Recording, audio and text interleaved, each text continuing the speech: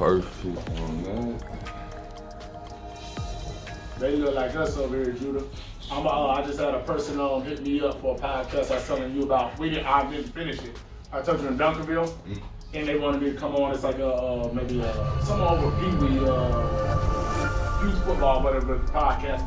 I was like, well, if I do, I was like, what do y'all do y'all's podcast on? And he's like, well, we do it over Facebook Live and this and that. I was like, well, that's a bet since it's on live. I'm gonna bring my cameraman and we're gonna shoot it, and then I'm gonna put it on YouTube for an episode of like our stuff. So I was like, y'all look like us. Yeah, hey, if we do it, we still need our content. Yeah, it should be good. And we got this, all of it, yeah, everything. But no, we just trying.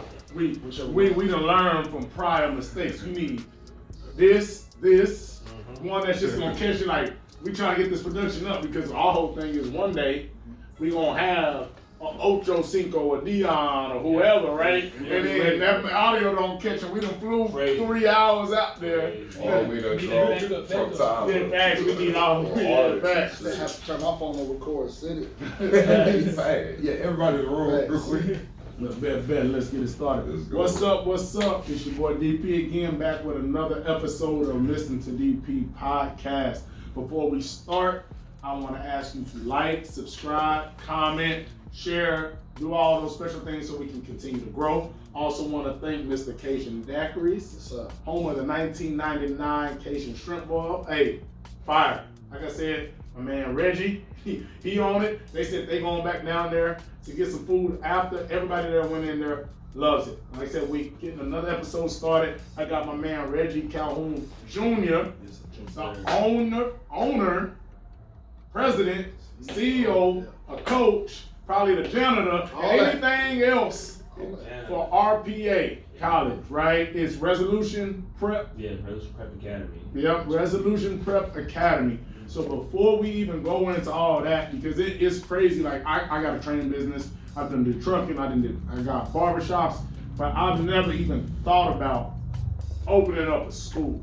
So before we get into that, can you, once again, thank you for being here, my man. Can you get into, you know what I mean, like your prior life that led you to this? So we usually start everybody about high school, because right, that's kind of where everything forms, and where people start caring about like what you did. So start high school, college, kind of what led you down this road. So high school, so freshman year, I was in Illinois. Okay. I played varsity in high school in Illinois. Sophomore year, Houston. Played varsity in Houston. Junior year, Mississippi. About half a year. Yeah. Senior year, I went back to Louisiana. I'm from New Orleans originally. Okay. I go back home.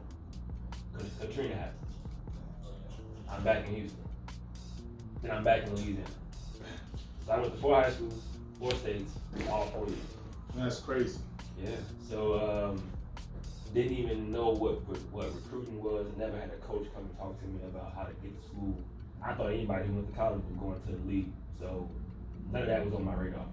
I ended up going to PB for like 2 weeks, maybe a month, and then I left PB because I didn't understand what financial aid and FAFSA was. Yeah. So I thought it was like school. Like you go to high school, every grade you just go to school. Yeah. I went, they gave me a bill, and I was like, I can't afford this. Yeah. So I left. Facts. Middle of the night, just went home. I was home for like 2 weeks. I joined the Army. Yeah. I joined the Army, and what I did was I joined the Army thinking I was joining the Coast Guard, but I went in the wrong office. Right next door to each Yeah. But when they hit me with how much the bonuses was, I was like, shit, man, I'm in there. You know, and then I ended up coming back home because I joined the reserve. I thought I joined the Army. I joined the reserve. So I went to their training and I came back home. Yeah. And then my first little deployment was patrolling the city of New Orleans. Yeah. So I never left. Yeah. So I'm going to school. I ended up calling my pops and I was like, hey pops, you know, I come stay with you for a little while. So I found me a school. I found me a JUCO, training valley. I go there for a year, ball out, make the team during spring and summer. So I make fall camp. Get to fall camp, I go to my locker, my pass gone. I'm like, yo, what's good? Oh, you're ineligible. So I said, I'm about to read the whole rule book, because there's no way in hell I'm ineligible. And I've never played, I've never done anything. So I read the NCAA rule book from front to back. Yeah. I go to the office, I say, Coach, I don't think I'm ineligible because I don't fit any of these things that make me ineligible. Yeah. Well, it ended up being they signed a dude from TCU who was bounced back. Boom. Exactly. So I'm in my dorm. I'm looking up schools that I can go to. I find this school online back in Louisiana College. I go there. They tell me what I needed to get in. I needed 20 hours in 2.0. I went online. I figured out what I needed to make in this one class to put my GPA at 2.0 and have 20 hours. Yeah. I got the grade. I left school early. Transferred in. During fall camp, I got my pass, my locker, my classes, my meal plan the same day. Yeah. I'm on the field practicing at a D3, which I never even knew it was a D3 until like a year later. My man said he didn't know he wasn't in the Army. Nope. He didn't know he was in the reserves. Bruh. He ain't know he was at a D3. Definition My man of Reggie just rolling. hey, he said, I'm just putting it together and I'm moving. I'm a roll But with it. I will say, I'd rather people do that and just be moving and trying to make a play than overthinking and sitting there and doing Yeah. nothing. Right? Knowing everything and ain't did nothing. So my biggest thing was like I never wanted to go back home. Yeah. Like I didn't want to go back to Florida. Like that was my thing. I can't go back home. If I go back home, my life's gonna end up being shit. So I can't go back home. I was doing anything I could, like not go back home. Yeah, I was not going back home. So I'm at the D3. I was 7th string in fall camp. I ain't never been 7th string, nothing. What position were you playing? Corner. 7. Corner. Dude, look, like D3 is so weird, bro. I had 47 corners in my class. Yeah. Not on the team. Yeah. In my class. And that's like JUCO as well, like what we were talking about at the game the other day, is people don't realize like these schools, some of these JUCOs, we have like 200 and something players. Yeah. It ain't like the one where you got 85 scholarship and then another 20-ish walk-ons to make it to 105, 110. Yeah. Like they be having 200 guys on a team. Yeah. Full team. So 7th string, worked my way through fall camp to 2nd string. Played my very first game. I got an interception my first game. I started week 2. I never let that go. I broke every record at corner. I broke interception record, yards record, and so I was just kind of just balling. But I had no idea what the hell I was doing my first 2 years. I was just playing. Yeah. Then I got with Dion. I started like learning more about the game, and then it became easy. Yeah. Then I graduated school. Moved to Dallas, tried out for a couple of leagues, played arena ball, and realized like I don't want to play professional sports. Yeah. So I want to start working with athletes. Like every athlete, I want to become a trainer, right? Yeah. So I wanted to use my degree to become a trainer. That was whack. I got into corporate wellness. Now I'm wanting to get back in sports. Gosh. That was this makes 10 years. Gosh. since I left school. The definition of I tell people all the time, I'd rather be 100% in on the wrong thing than halfway in on the right thing. Yeah. So that's just a pure definition because you was out here getting out the mud for real. Oh yeah. The simple fact that 4 years, 4 different high schools, so you know how to get through adversity. And it's not too many people that know how to do that. Yeah. Or even willing to do that. So that just says a lot. That's respect for that. I appreciate that. So you mentioned Dion. It's crazy because I feel like everybody now that we have on a podcast and work with Dion. We ain't had Dion on here. I done went back and forth online. We done had everybody that been around him. So where did y'all link up? So I know you was like I said, you went Trinity, then D3, and then you said you was working with Dion. Yeah. Where did that cross? So my little brother was playing for Truth. Okay. So I just asked, can I volunteer? Right? And then it kind of ended up being volunteering and then he started training. So I'm working out. Me, him, Josh Harris, like we working out together. And that's my first time ever training like that. Yeah. Right? I was like, oh, this is different. 3 times a day. Yeah. We was doing a summer camp in Duncanville for the True Kids. We'll train at lunchtime. We'll leave the camp, go back to Prosper, train in the evening. The weight room was in the house, so we lifting. And Josh Harris, that boy is a weight room junkie, so we used to lift. Yeah, just strong, right? So, I did that for 2 years. When I graduated, I came back, and that's when Prime Prep was. So I'm volunteering at Prime Prep. So I'm watching somebody who created a high school. I'm just like, man, this is crazy. Yeah. And that's just where kind of we meshed. But we did a Hall of Fame trip together. That's like Dion, my favorite player. So I saw him play ball, And that made me a 49ers fan. Yeah. So it was like a full, like, just a lot of things for me. Like, man, this is crazy. I'm at the Hall of Fame for the first time ever with my first player who I've seen play. This is crazy, right? Yeah. I'm in college still. So that's just kind of how we crossed paths. And then he just been a good dude to me. I've been a good dude to him and my daddy friends. So it was just like, I felt like just being a good person kept me close in to that it. circle. Yeah. Shout out Deion, because like there's nothing, you hear nothing but positivity. Oh yeah, from for sure. Deion. Like it's just, yes, everybody sees the athlete, the multi-sport Deion, but the person Deion Sanders, he shows it day in and day out. Like it's the great guy he is. You know what I tell everybody? The biggest blessing I had was meeting Dion after he retired. Because I saw a professional athlete as a human, and I knew like there's life after sports. Yeah. Like that was the greatest thing, and I didn't realize it until like 5 years later. I was like, damn, like I watched Dion be a dad, a husband, a mentor, coach, a businessman. All aspects. I didn't watch him while he was playing. I saw him when he was transitioning into life. I was like, yeah, this is, if he can do it, anybody can. I'd rather see that part instead of the athlete part anyway. And obviously, if some of the viewers will know Deion's, high school, prime prep, how much of a role did that play in for you to be like, oh, okay, I'm seeing the ins and outs, I'm seeing him build it up, I'm seeing kind of things he's doing. I want to do something like that, similar, but you went in the college route. Like, was that a big thing for you? Had you thought about that before? Yeah. Or did that is what kind of propelled you to go into the prep? At D3, we had a JV team. Okay. So our JV team would play prep schools. Okay. So I was like ran into this guy who I went to high school with. I was like, dude, how you still playing ball? And I seen you years ago. He was like, oh, I'm on this prep team, blah, blah, blah. That's cool.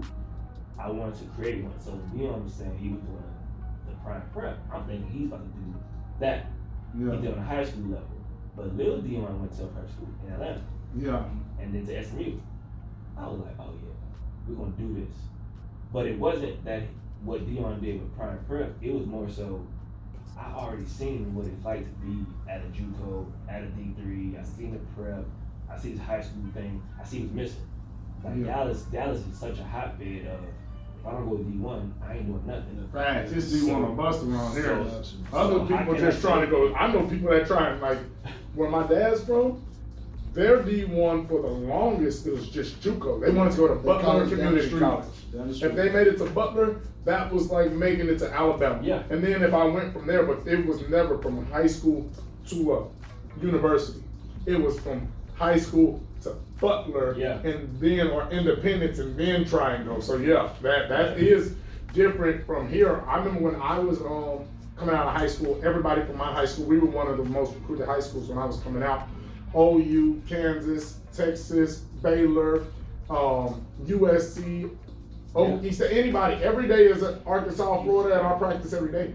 Like my homeboy actually got a letter from somebody, and he was asked, the coach was like, who is this? I've never heard of that college. He's like, oh, that's the D1 AA college. He's like, what is D1 AA? Like at my school, like people didn't know there wasn't things outside there. There were things outside of D1, so that is true. But if you fall in Dallas, like if you don't know, you would think that everybody in Dallas is going D1. Like just by how it sounds, like you say, oh, this school, this school, this school.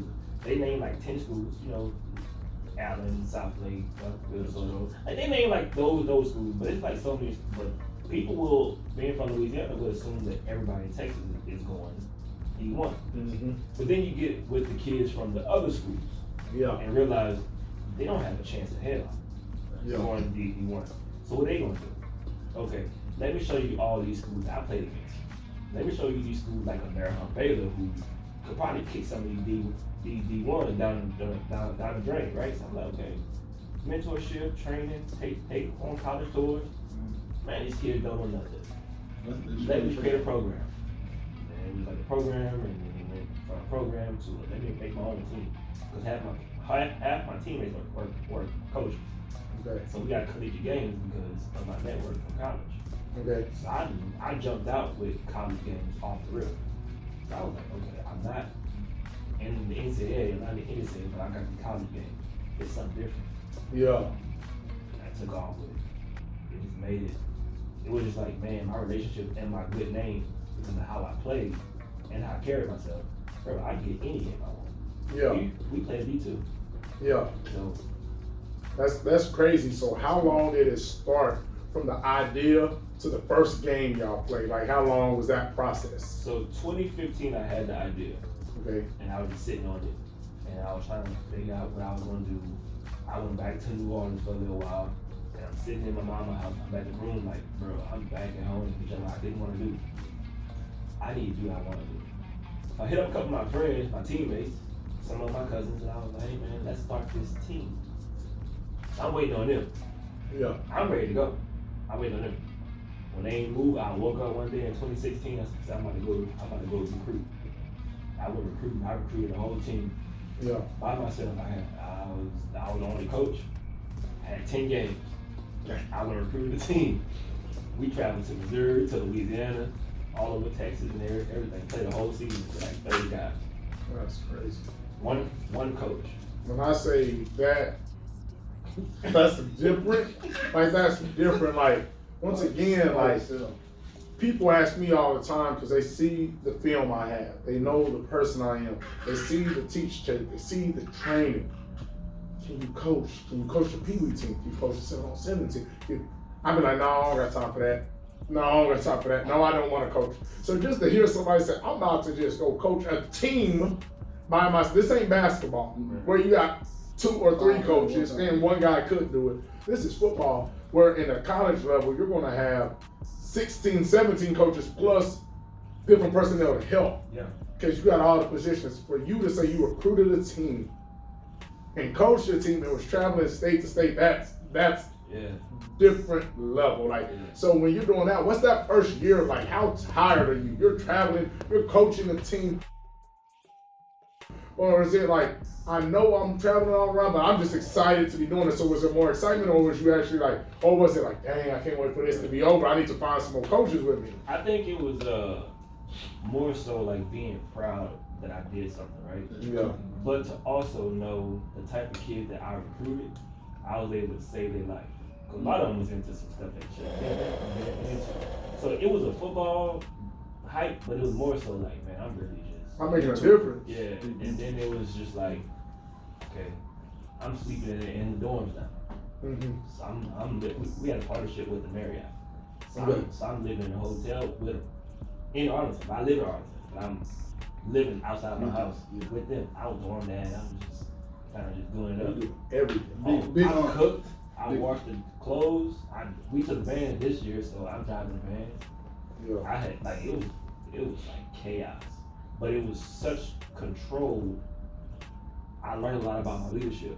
Yeah. Because it was like, no way you coach. You're the only coach showing up and running this joint. You go travel, and I had a couple of some volunteer guys pull up, and we'll go out there, but I'm still the only voice. Yeah. Like, man, it's nuts. So it wasn't more so like I'm ready for the week to be over. I didn't have time to sit down and learn what I was trying to do. Yeah. Because I really was trying to just get a football team. Yeah. You got that? And it turned into something that I didn't know what I was doing, because it was like I could have went played, some random teams and stuff. But I'm playing establishments, like universities that I've been around for like hundreds of years. I'm like, I pay my alma mater. Yeah. So this was like the craziest thing in the world, man. So for me, it was like, dude, you got something, but you got to go learn. Yeah. And then next year I left and learned. I went and coached at my alma mater. Okay. I coached D3 too. Yeah, with that, like, so you said you got your team, like 30 or so players. So how did it all come about with like helmets and shoulder pads and like jerseys and stuff like that? So what knows? Yeah. Damn sure what knows. And damn sure what needs. Yeah. But I was going to like Play It Against Sports, and I'm buying like refurbished helmets, whatever color they can be. Yeah. And I'm spray painting all of them myself in my garage. Just spray paint all the colors, like just get into it. Me and him. Gotcha. So for me it was like, as long as the helmets pass a certain age test, I ain't really care about no speed flex, none of that cool We stuff. just gotta get on the field. We gonna play. Yeah. And I'm buying pads and stuff, and it was just like, you got equipment. And then we was practicing at the middle school field, the same time the Little League was practicing. So I said, hey, y'all want the Little League use the field, we can use the field too. And that's kind of what we were doing. So I was just being resourceful with the city. Everywhere. I'm just getting it where I gotta get it. We're gonna make it work. Machine. Yeah. Mean machine. Yeah. And I ordered some jerseys that I created myself online, and I was told to never do jerseys again. I was terrible at fashion. You out there making them on jerseys off of NCAA. Yeah, that right. It's too silly. Create. Like the people don't realize like there's too many. Like you can only put so much swag or so many designs on a jersey. Sometimes there's beauty in simplicity. Simplicity. We'll get a pic. We'll throw the originals on there. We get a pic of the originals. I got the slashes in the jersey. I say you want everything like that's how the little kids create when you on Madden. That's how it was. I'm about to put the stripe, the big span, this there, big span, this or that. It was turned up, but nah, man, like we made it happen, man. We kind of traveled. You know, it was no planning whatsoever. It's that I knew football. I knew football, and I knew to get to a place we needed a vehicle. So let's do that. We was getting games going. So we played in Kansas twice. Went to Coffeyville and Hutch. Yep. Kansas from Arlington. Yeah. So I was at KU, so I know how long that trip is. Good stuff. Them boys is y'all up there. Up there. And then we went to Louisiana twice. Yep. And then we went to Maryland Baylor. We went Hart Simmons twice. So we had a 10-game schedule. And we went to Missouri. That's bro. In the schools, you literally Coffeyville, nice boys that came out of Hutch. If y'all don't know what Hutch is in Kansas, just know that's where Cordell Patterson played at. Boys like nice cats. So the crazy is that you're naming some of these schools that people ain't realizing. Like y'all playing Blinn, Cam Newton, TJC, all types of cats. Kamara Patterson out of Hutch, like Coffeyville that has so many guys. So these schools that they're playing, if you don't know, and he said he just threw this team together. These are like the D1s of JUCO. It ain't just no random, they threw schools together. No, this is a lot of NFL establishments. Crazy. Players came from these establishments. So yeah, that's crazy. First year. First, he going into Walmart. Hey, who want to play football? We about to go play Cordell Patterson's in the championship. I'm going to the high school. Yeah. Recruiting like I'm Nick Saban. Like, hey, yo, coach, you got a prospect list? Yeah. Me. I ain't got no business card. I ain't got no website. Hey, me. Yeah. Meet my guy. Was like, hey, man, you got any offers? He was like, yeah, I got one. And I was like, well, look, I'm doing this. Boom, boom. He was like, oh, okay, cool. First guy signed. Yeah. He brought a couple of his friends. I signed a kid from Michigan. I signed some kids from Louisiana. I'm traveling everywhere. I'm going to showcases, combines, just recruiting kids. One dude just recruiting. And I'm talking like we've been around for 200 years. Like, you come and enjoy. You play the game, But I didn't promise them nothing. All I said was you get a shot to come play. Yeah. This is who we play. That's all I had. This is who we play. Also, you had the list before. The schedule was made for the team. Oh, that means you had faith that you was gonna get your. Yeah, that's real. I know what type of grind I got. I'm gonna get the guys. I don't know who they're gonna be. I'm gonna figure out the practice. I'm gonna figure out the pads. I'm gonna figure out the jerseys. I'm gonna figure out everything. But I know we're gonna do it. But I'm gonna figure it out as I go. And once again, I talked to Judah about that a lot. I talked to my brother about that a lot. Dude, if you got good intention, you got to work at and figure it out as you go. Too many of us want to sit there and make something perfect and never do it. By the time we get it perfect, that window done closed. That door done closed. Like, do it and learn along the way. So no, that's a major up to you because, like I said, I don't even want to coach, let alone I got to recruit, I got to do this, I got to do all the stuff you doing, the traveling. I'm a one-man band. I'm doing this. That's unheard of. Like, this is a story that you need, like, all I can hope for you is that your school one day becomes a powerhouse so we can get the 30 for 30. That's what I need. I need y'all boys to get cold enough to where we can get the 30 for 30 of how this started. Like, that's crazy to even think about because people wouldn't even like consider what you're doing.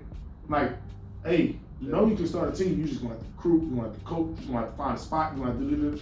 Oh hell no, do all that. And then I'm spending probably half my own money before now you probably ain't even got the grant to nothing at this point. I'm just trying to get it. So yeah, that's different. But there's a lot of, like I told that first class, I said after this year, there's gonna be about 5 to 10 programs that pop up. Yeah. Boom, they popped up and they popped out. Yeah. Because everybody thought it was just like we gonna get these teams, get these games. That's not how it worked, dog. Yeah. It's just a process. Relationships, productivity. You saw how we traveled up. Yeah. Like we traveling up like we're a program. Yeah, y'all boys came in the big bus. Oh yeah. Y'all bus was big as all, probably bigger than our KU bus that we used to drive in. Yeah, no, y'all came up in the big bus. Yeah, we got you. Because you already looked at like who are you? So you gotta show up not looking like who are you. Can't all drive up in your own cars. Man, we all drove. We carpooled up here to the game. Can't do it, but you know it's just understand. Like I went to coach at my mind, and just like I mentioned, I learned about recruiting areas. You know how to budget for the team, stuff like that I needed to know. But I also confirmed that my program wasn't that far off.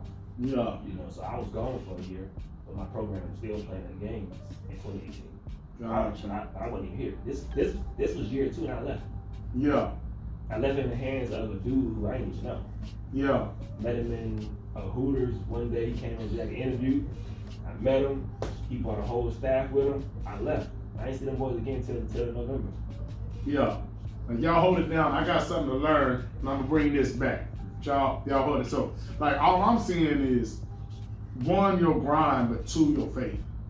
Not only like your faith in yourself, your vision, but just your faith to leave it in somebody else's hand. Like just somebody that that's saying, hey, I gotta do this, and we gonna do it. I know I gotta lead, but I gotta leave it in this guy's hands. I know I gotta do this. I'm gonna do it by myself. So where did that come from? Like I know you bounced around, but where did that faith in like not only yourself but in others like come from? Because that like everything you're doing right now, still, but even really back then, it was just like this is all on a leap of faith. Like where did that come from? Dude, so my parents, bro, like my mama, I grew up in New Orleans in like the 90s. Okay. So when New Orleans was like New Orleans. Yeah. Like, my mama, bro, like she just really just held it down. Like did what she had to do. She didn't complain about nothing. She wasn't on that single mom trip thing. She was just getting it. Yeah. And then when I moved with my pops, my dad just always had this thing like wherever I go, I'm a dominate, I'm a win. So we moved a lot because he always got promoted. Gotcha. He was always 1 year, boom, boom. Next spot, 1 year, boom. So both of them really just gave me this thing like, ain't nobody coming to save you in life. You gotta get this spot by yourself. Gotcha. Some people would look at that as your parents kind of made you grow up fast, but for me, that's all they knew. Yeah. So if I'm watching them, how can I be asking for a handout if I'm watching 2 people get out the mud on their own?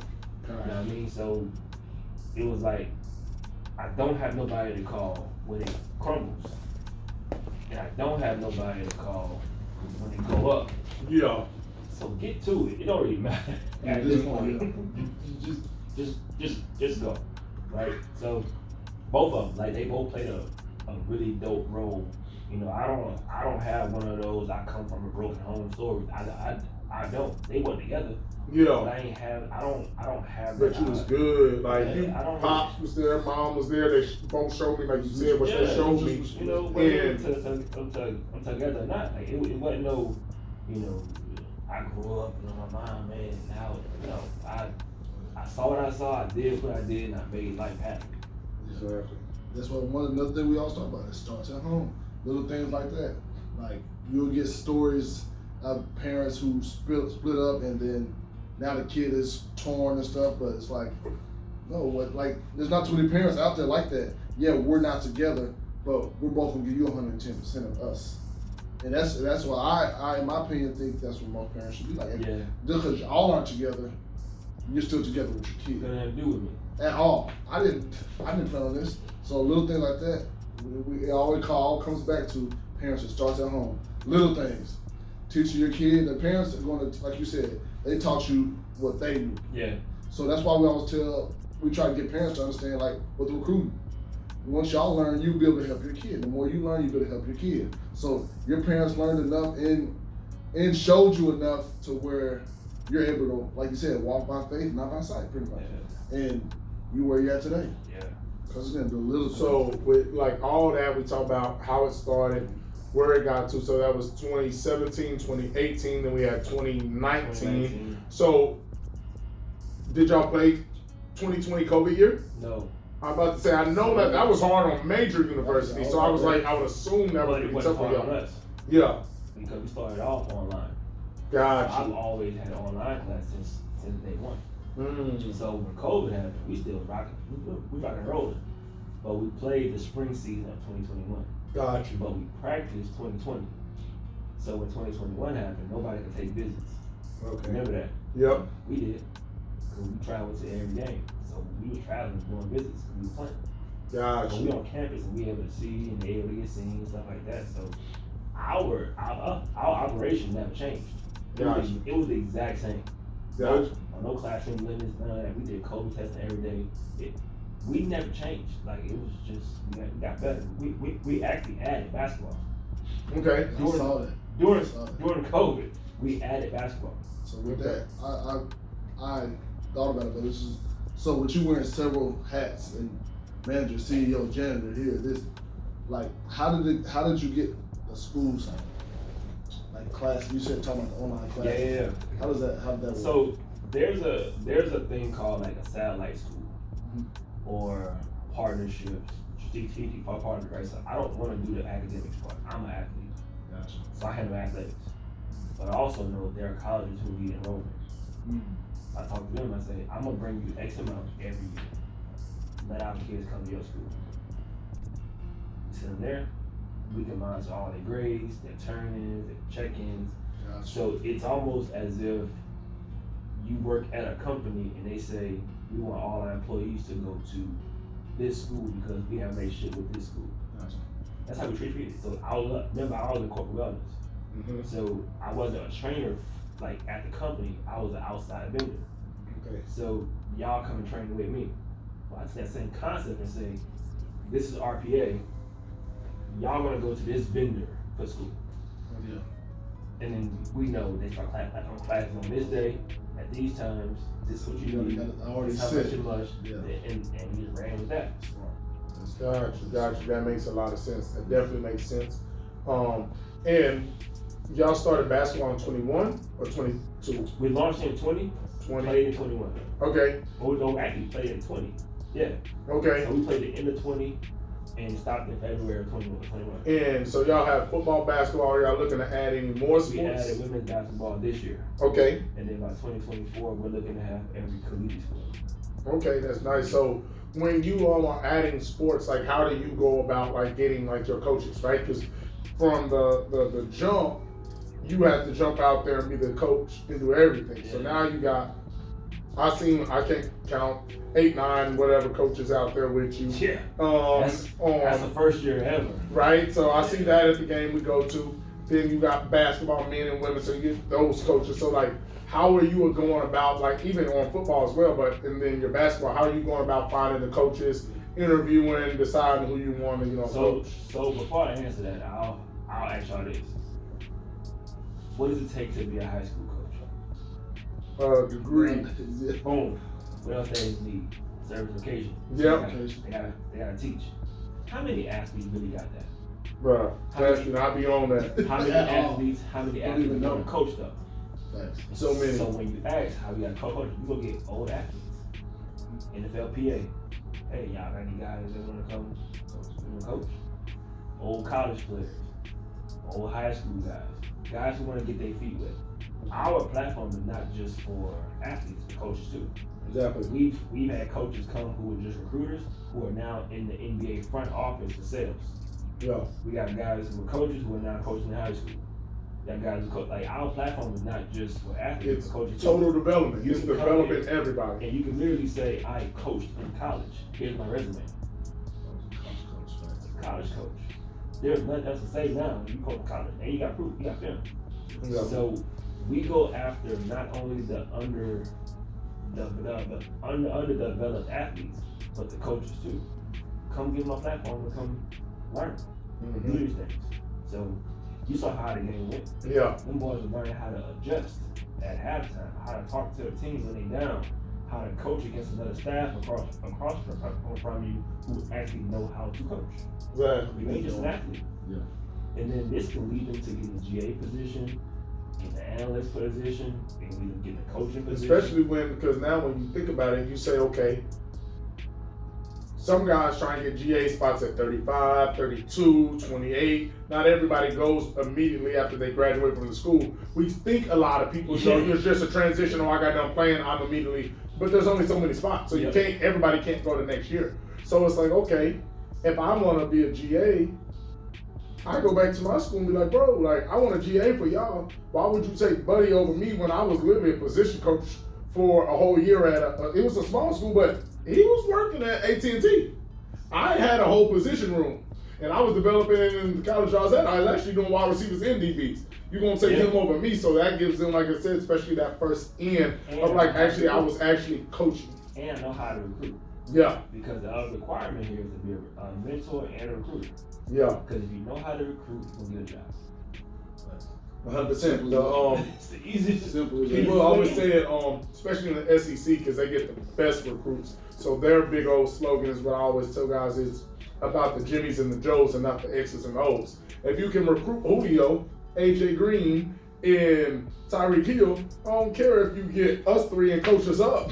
They about to run fades past us all game. So like I said, I know how to recruit now. I know how to walk in and talk to a parent. Yeah. I know how to talk to a kid. I know how to persuade a kid my school is better than their school, even if it's not. So what happens if you hire me at a better school? If I was getting kids at this school, what do you think I could do at your school, man? With the budget and resources. Man. I'm about to go crazy. In the cleats, in the jersey, in the locker room. The facility. So yeah, that's crazy. So we teach them like, hey bro, like you're interviewing for your next job right now. Yes. Right now. Yeah. That's what one of our coaches always told us, like say I'm freshman coming in. I'm not gonna train as a freshman. I'm gonna train as something ahead of me. Even when we were training with, like when we used to work out, I didn't work out with other high school kids. I worked out with my older brother and like our college guys, our Terrell Brown NFL guys that come back. I'm training to where I'm trying to go. Like you saying with the coaches, I'm trying to get me a coaching spot. I'm not for just sit here and just go through the motion. Yeah. That's what you're saying. You're developing them, and like it's true because if I go to trying to get a high school coach job, and the simple fact that I said I used to be a college coach, So boom, you're already ahead. So little things like that, it's a cheat code for everybody. Yes. So what's been like the transition for you, like now being a coach amongst the staff compared to obviously in the beginning, obviously you have the single man, now you have the help. But what has it been like for you now of coaching coaches as well as not just coaching like teams? Like what's that like to coach those guys on how to kind of coach recruit and all that? So what's special about this year, you came to the game, right? Mm-hmm. Did I look more like a head coach or an assistant coach? When you was moving around like in the beginning, they did their thing, they was on the field, but then at halftime you came in as the head guy, right?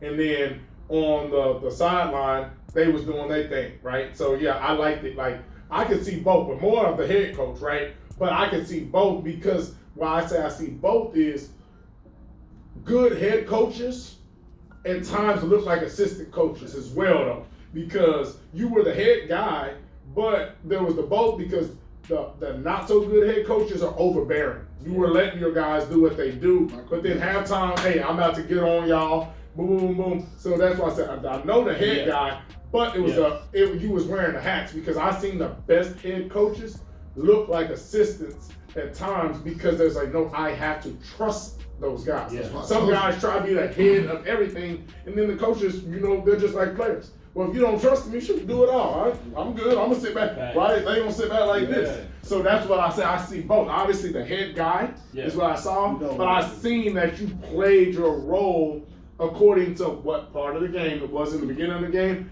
Y'all do y'all thing. Y'all do y'all thing. Halftime, hold up. Like, Hold on, we about to go in Real quick, and we about to straighten some stuff up in this locker room. Yeah. So I did notice that, and that's how it should be. That's me though. I'm very lateral at RPA, right? Yeah. So when it comes to coaching, we're lateral. Anything dealing with the business part, I'm me. Yeah. I'm me on business, but coaching, bro, lateral. I'm a DB coach. I coach DBs. Yeah. That's who I coach. But then at halftime, Yep. the business needed to be shaken up because it was like, all right now. Hey, come on. The brand trying to look a little. Yeah. Now I'm talking. Exactly, man. And that's where I saw. Like I said, And it depended on what time of the game it was. Go with y'all. Offense, go with them. Defense, come over here.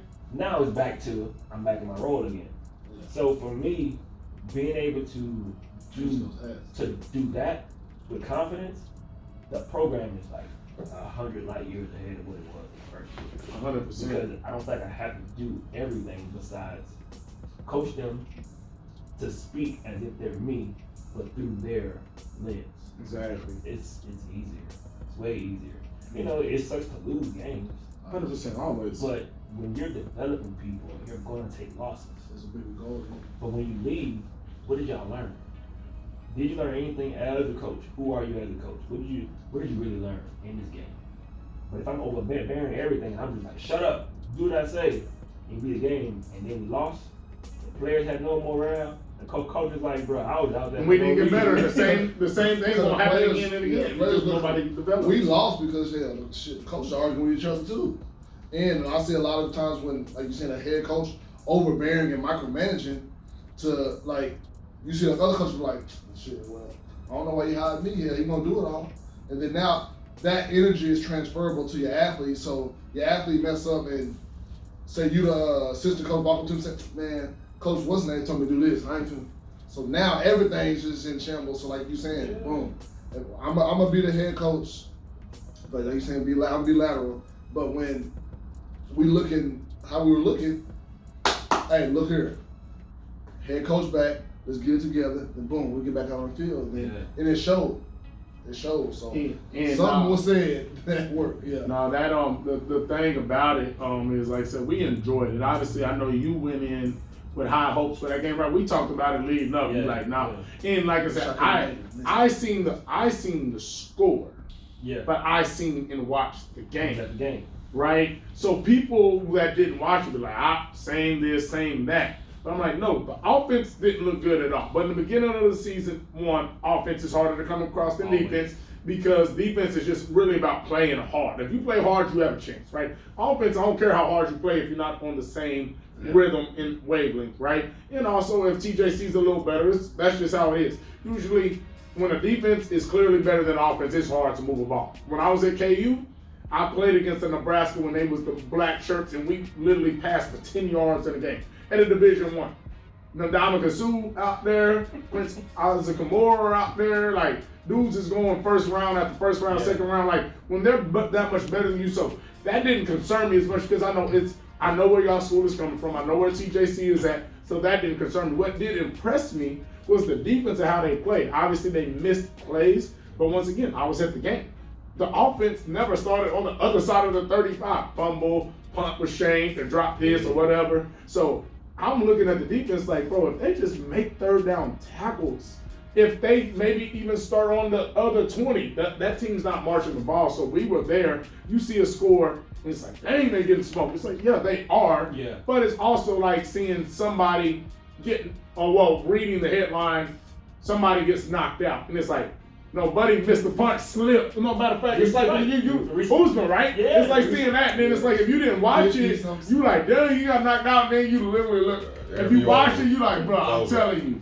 Buddy was winning, and he tricked it. That's the same thing. Obviously, y'all weren't on the winning side of like, oh, they were winning, lost at the end. Yeah. But it's like, no, if you was there, you would have seen it different, not been like, oh, they couldn't compete. No, the offense didn't do good. The defense was in bad position and didn't make plays to get off the field. So, with that being said, as y'all are growing, because you know the confidence is there, what do you feel like the biggest thing for a school that's so new recruiting how you have to recruit, right? Because you got the D1, it literally goes D1 AA, D2, D3, maybe NAIA. Well, shoot, before even NAIA, cats is more willing to go JUCO before D3 and NAIA. So, right, JUCO's under D2 and then those, and then probably y'all right now, right? Yeah.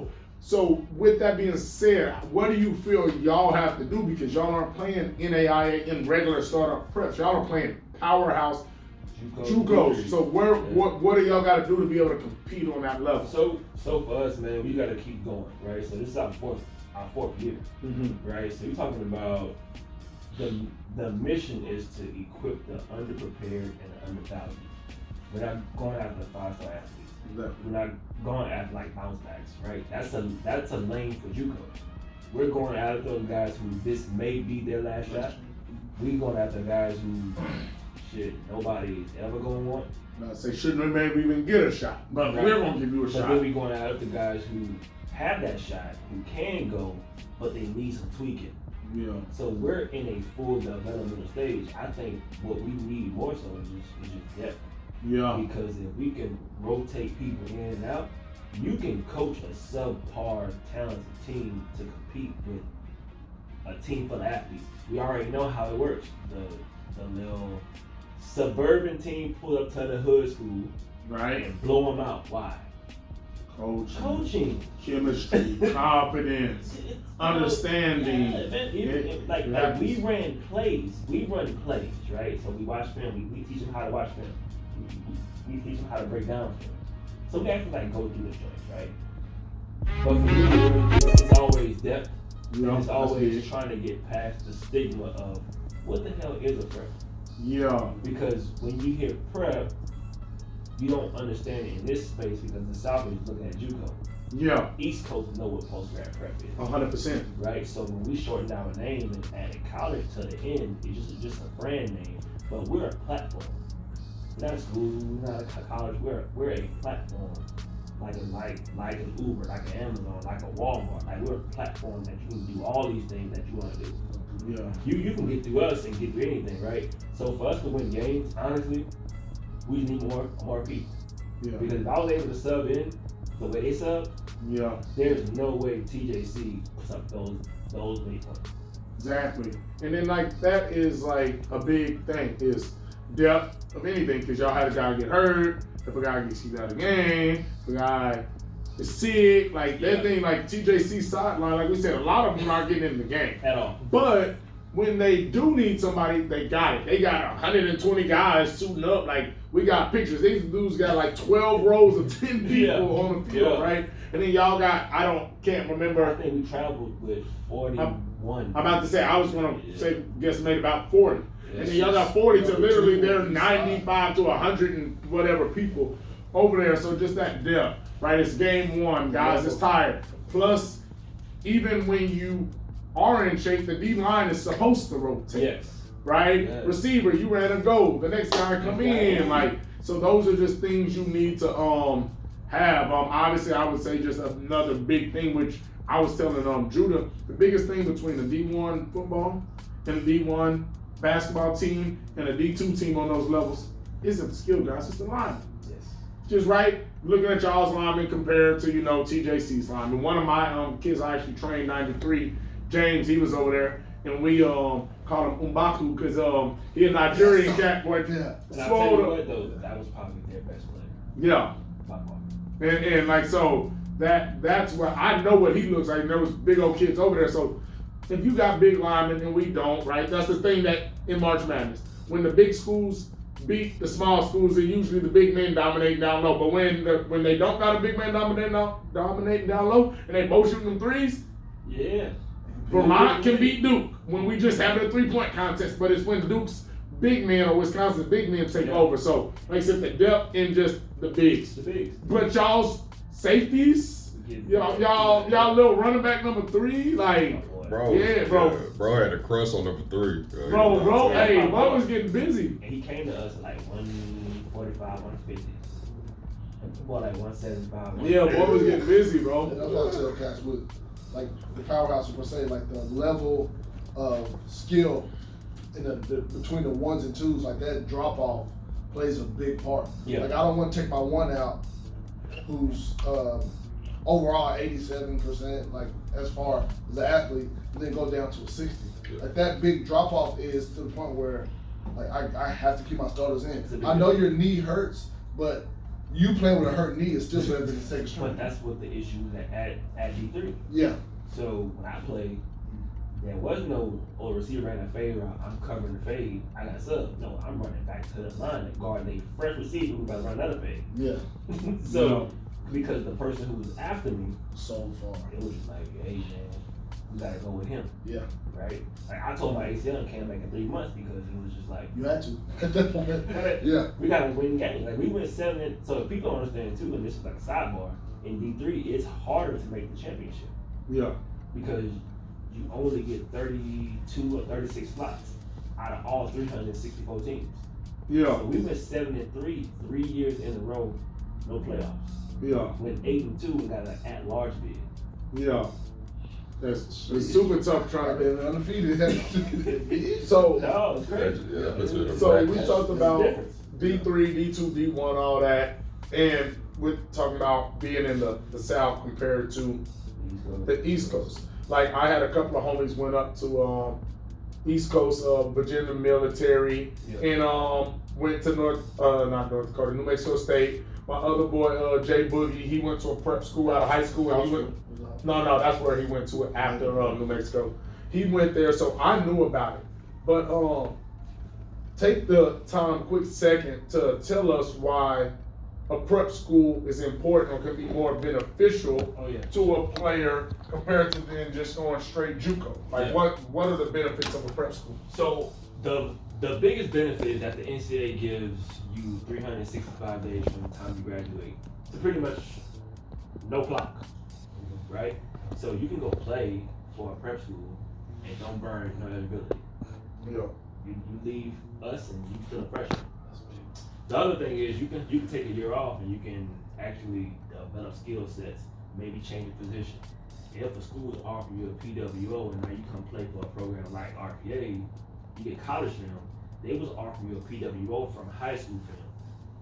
You about to get a scholarship now. And we know at 17, 18, 19, 20, that extra year, that's 5 extra pounds, 8 extra pounds, 12 extra pounds. That's a 4.5 to a 4.45. Yeah. Right? Yeah. But it's different because people look at it and they'll say, well, certain schools in DFW kids be a year older than everybody else.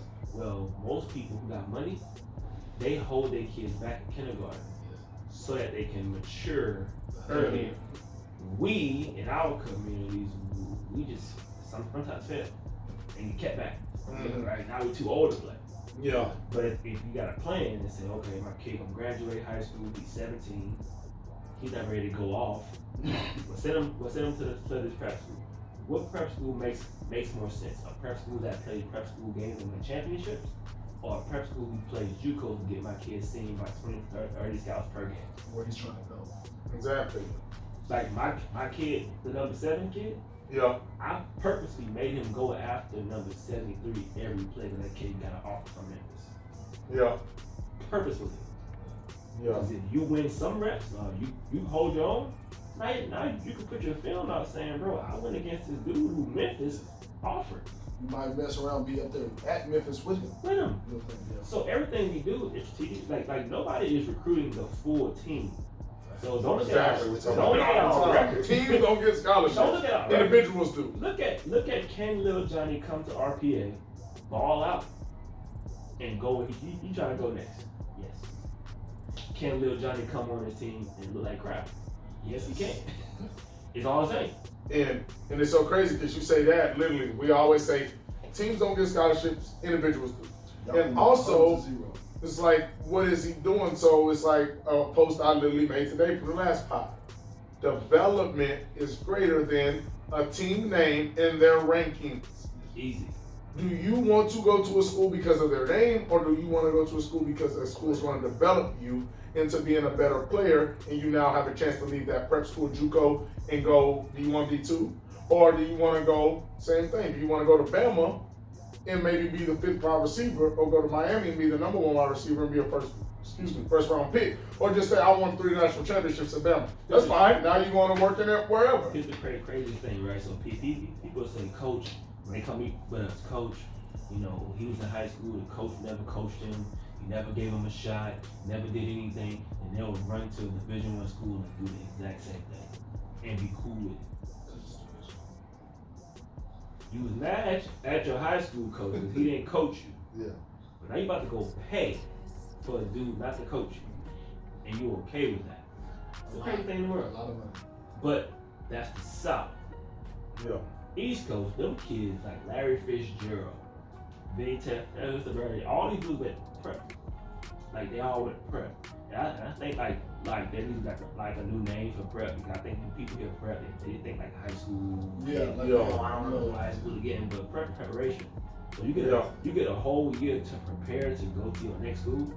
Hey coach, look, I know I'm not eligible to come to your school now, but according to the NCAA rules, I'm gonna do X, Y, Z at this prep school. It's on schedule.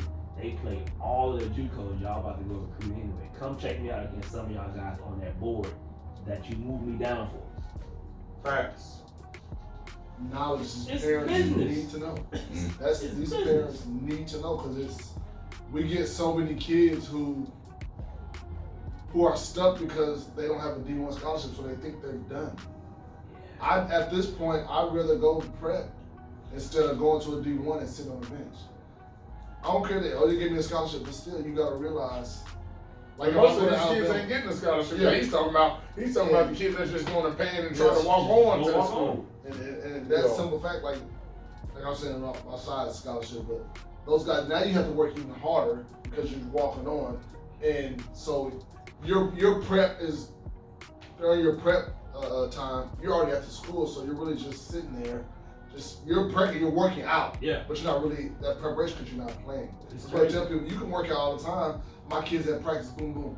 But if you're not playing, if you're not on the field actually playing, or you're not going to get better. Y'all know how it go. Y'all wouldn't how many coaches will trust a kid who practice well? Like I said, Hey, man, don't practice that, baby. Do it next week. That's it. Like, do you really think like the coach is gonna say, you know what? I see you in practice. I think you're gonna do great in this big game. Yeah. Put you in the game, you get one shot.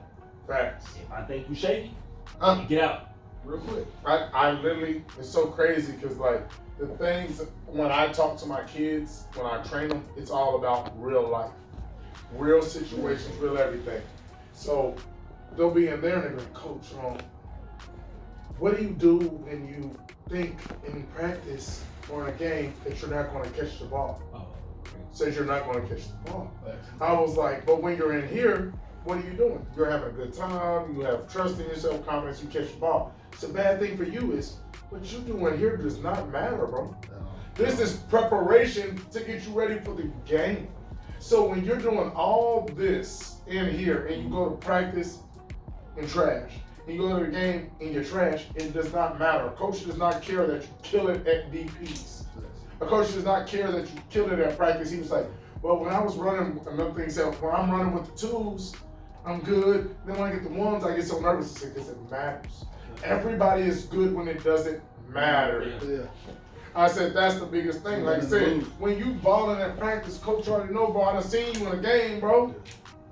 You know it's crazy. Crunch time, you scared. Like, that's what we was talking about. You gotta do it when it matters. Let's think about it. Like, I played in college, so we had, each week before the games, we'd have, scout team. Scout team. Mm-hmm. You go get that one guy who wins scout team player of the week. Man. Because he gave the best example of what we're about to see or whatnot. But that kid, you scout team player of the week, but you're still not gonna get to play on Saturday. Like, I appreciate you helping us get better. Thank you. But you're not gonna play on Saturday. Yeah. Like, yes, that's a good award. Like, I respect those guys because they're giving it all they got. I was scout team player before. Like, I was scout team for my freshman year. I was hurt. I was in a sling and 2 boots before I played a college game. Yeah. Because I'm on scout team, I'm going crazy. I'm trying to play. Devin Patterson, scout team player of the week. Boom, yeah. But I'm still watching the game on TV. So, yeah, like you said, when it don't matter, coaches coach not gonna bring me on the travel squad because I did good on scout team. Right. Like no, like I'm still like you're good on scout team, but I still need the guys who are going to play, who are developed enough, who have prepped enough to where they're ready to play. Yeah. That's why. So prep school is a great avenue to take for the kids who don't have that. Yes, who need it and don't have the opportunity. And they can't look at it like it's a step down. Yes. Right? Because if anything, it's the next level at the high school. It's just another step. You just didn't get to skip. Yeah. Some people, like, right, you asked, did we play? No, I just went D1. I just got to skip a prep. I got to skip JUCO. I got to skip D2. I went there. Some people need the extra step. Some people, like, literally, if it's steps, some people can jump from the bottom step to the last step, and some people got to walk up the steps. Some people can skip steps. But and that's the thing. Like, if you're a dog, if you're a real dog, you're gonna go from 8th grade, because you shouldn't have been there, to varsity. Yeah. But if you need to go through the freshman phase, the JV phase, and then varsity phase, that's just who you are. Facts. But if you best enough to go from freshman to varsity, okay. And everybody has their own path. I was 5'5", 125. I went from freshman to varsity. Yeah, I was probably 120 my freshman year. Freshman year, maybe sophomore year, and I went to varsity as a sophomore. My brother played JV. We both went D1, and that's what we try to tell people. B team first.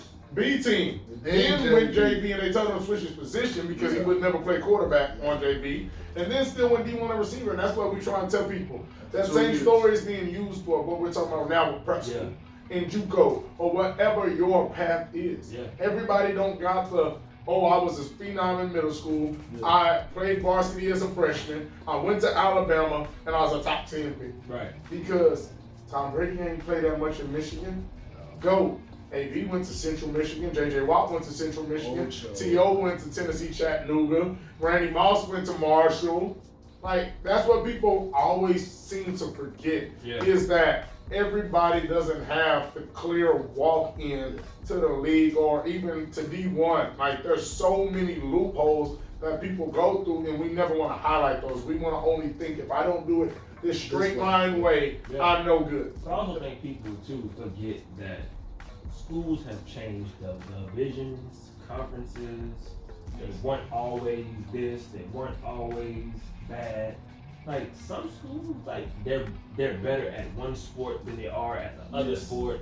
Where I went, KU basketball, number 1 in the nation every year, at least at some point. It's just football. We had one really good year, 2 DC. That's how it was in UTEP. Our basketball team. Before even it was even UTEP, the Glory Road, boom, movies like Texas that. Western. Western. But like that movie when they first started, the first Black 5 players and stuff like that. Boom. UTEP, that's how I knew UTEP.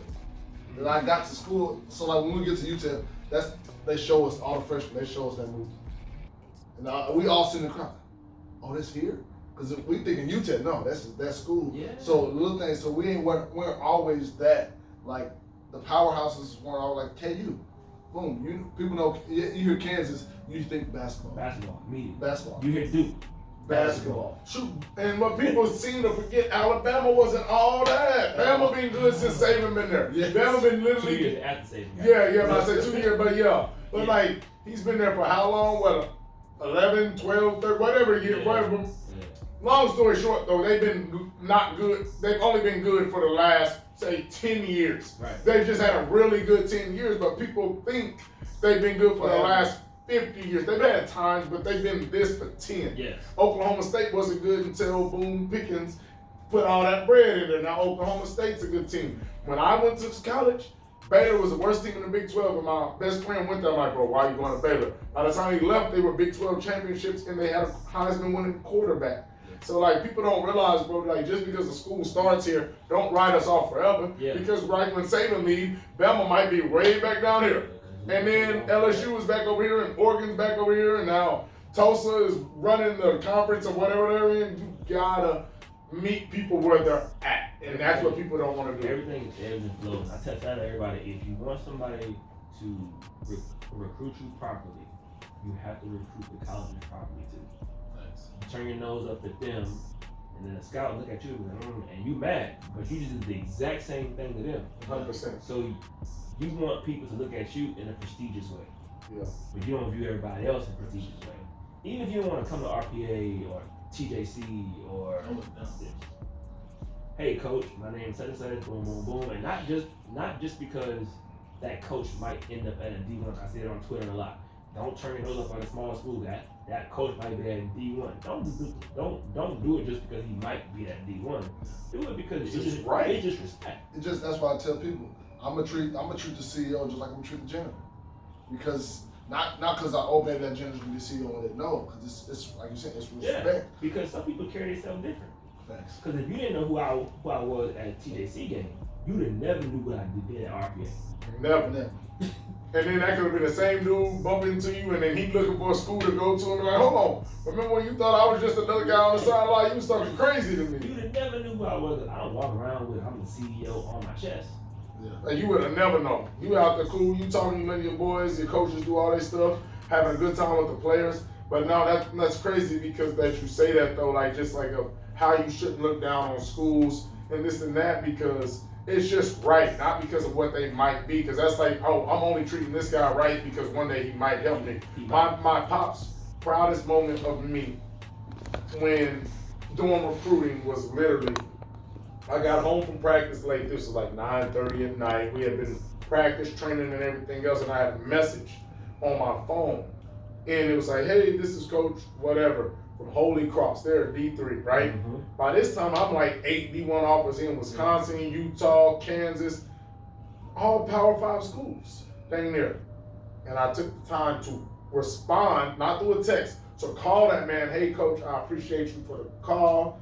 I appreciate y'all for reaching out, interested in me. I'm just like how I would be like, hey, I just want you to know I respect y'all and I appreciate the recruiting. But right now, I don't think I'm the guy for you. I'm kind of already looking at, but I'm still going to let you know just because I'm like, I'm not going to say don't keep calling me. I'm just going to also let you know, don't waste your time, right?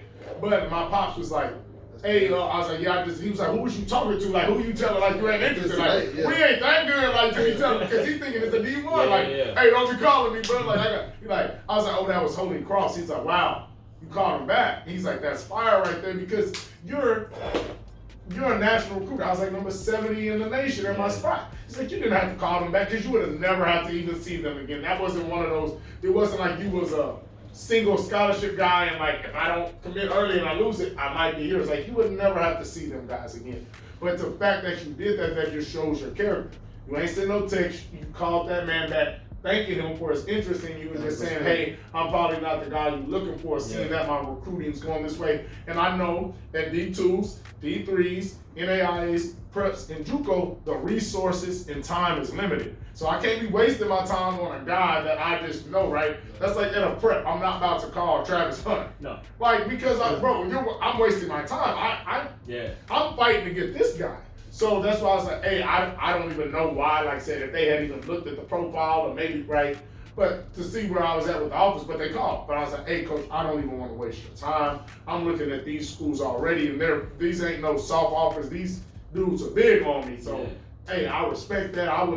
If I would have known you was like, blah, cool. I was like, I appreciate that, and we went on by our business, but not enough guys are like that. You must. What? These dudes calling me, man, if they don't, I'm gonna block them. But yeah, that's the big thing. The great thing with that is, not only is it you show you have a good character, but like, for instance, 300 story.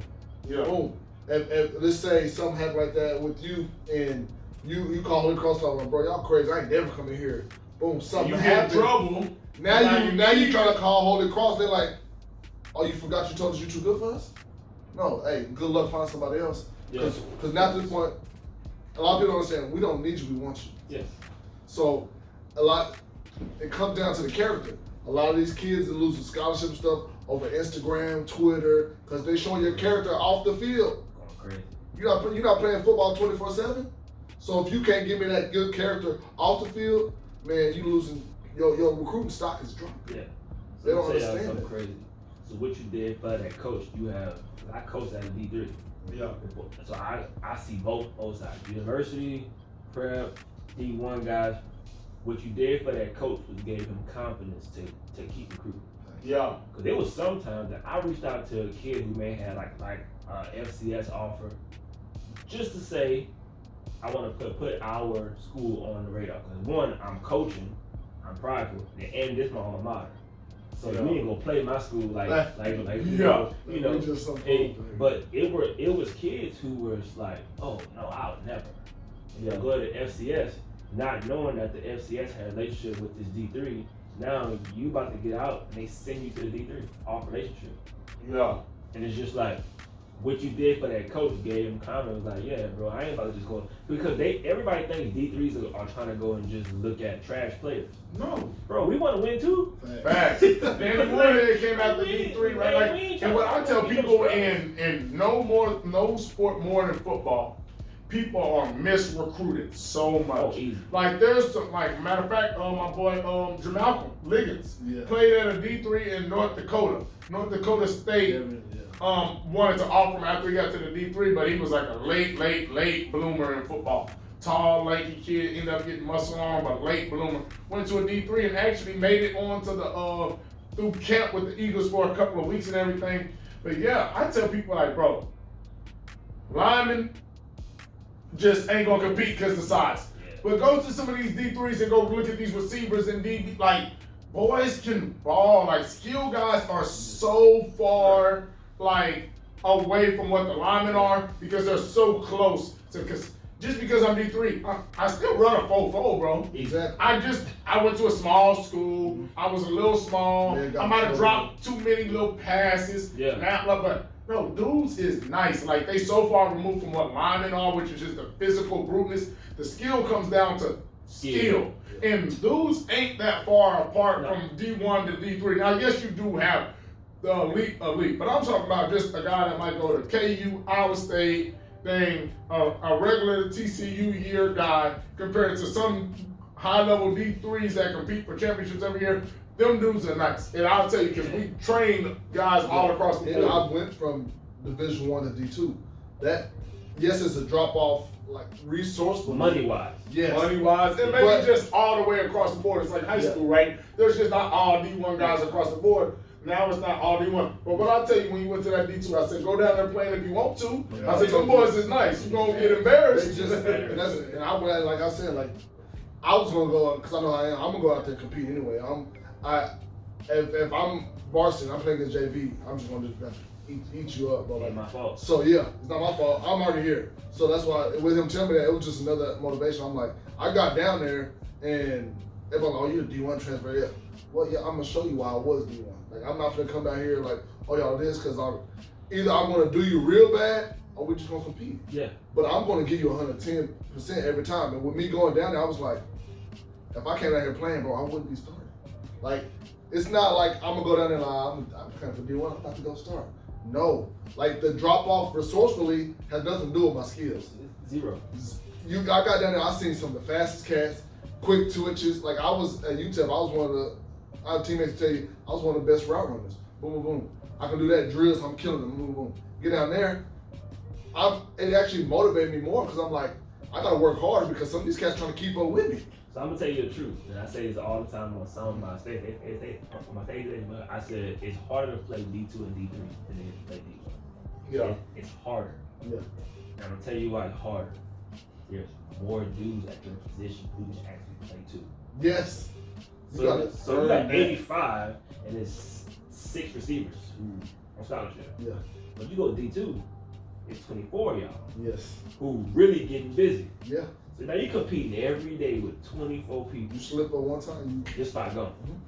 You slip up and drop a game winner and you pick a banner, but your name is Weddle. Coach gonna Put you out, but you back on the field. Thanks. You missed the game winner and you had LC and the buddy right here go off and practice. Hey. You might be second team. Like drummer, like Cecil pants too. Come on. Come on, dog. Yeah, get out of here. But so I tell everybody, like the competition level, like the cream of the crop, yes, D1. Yes. But the big pool of talented people is way more at D2, D3, and NAIA because these are the guys who can get you a catch. Like imagine a team full of Larry Fitzgeralds or a team full of Odell Beckham. Yeah. Like you're not gonna get a bunch of them. Yeah. You're gonna get a bunch of Larrys though.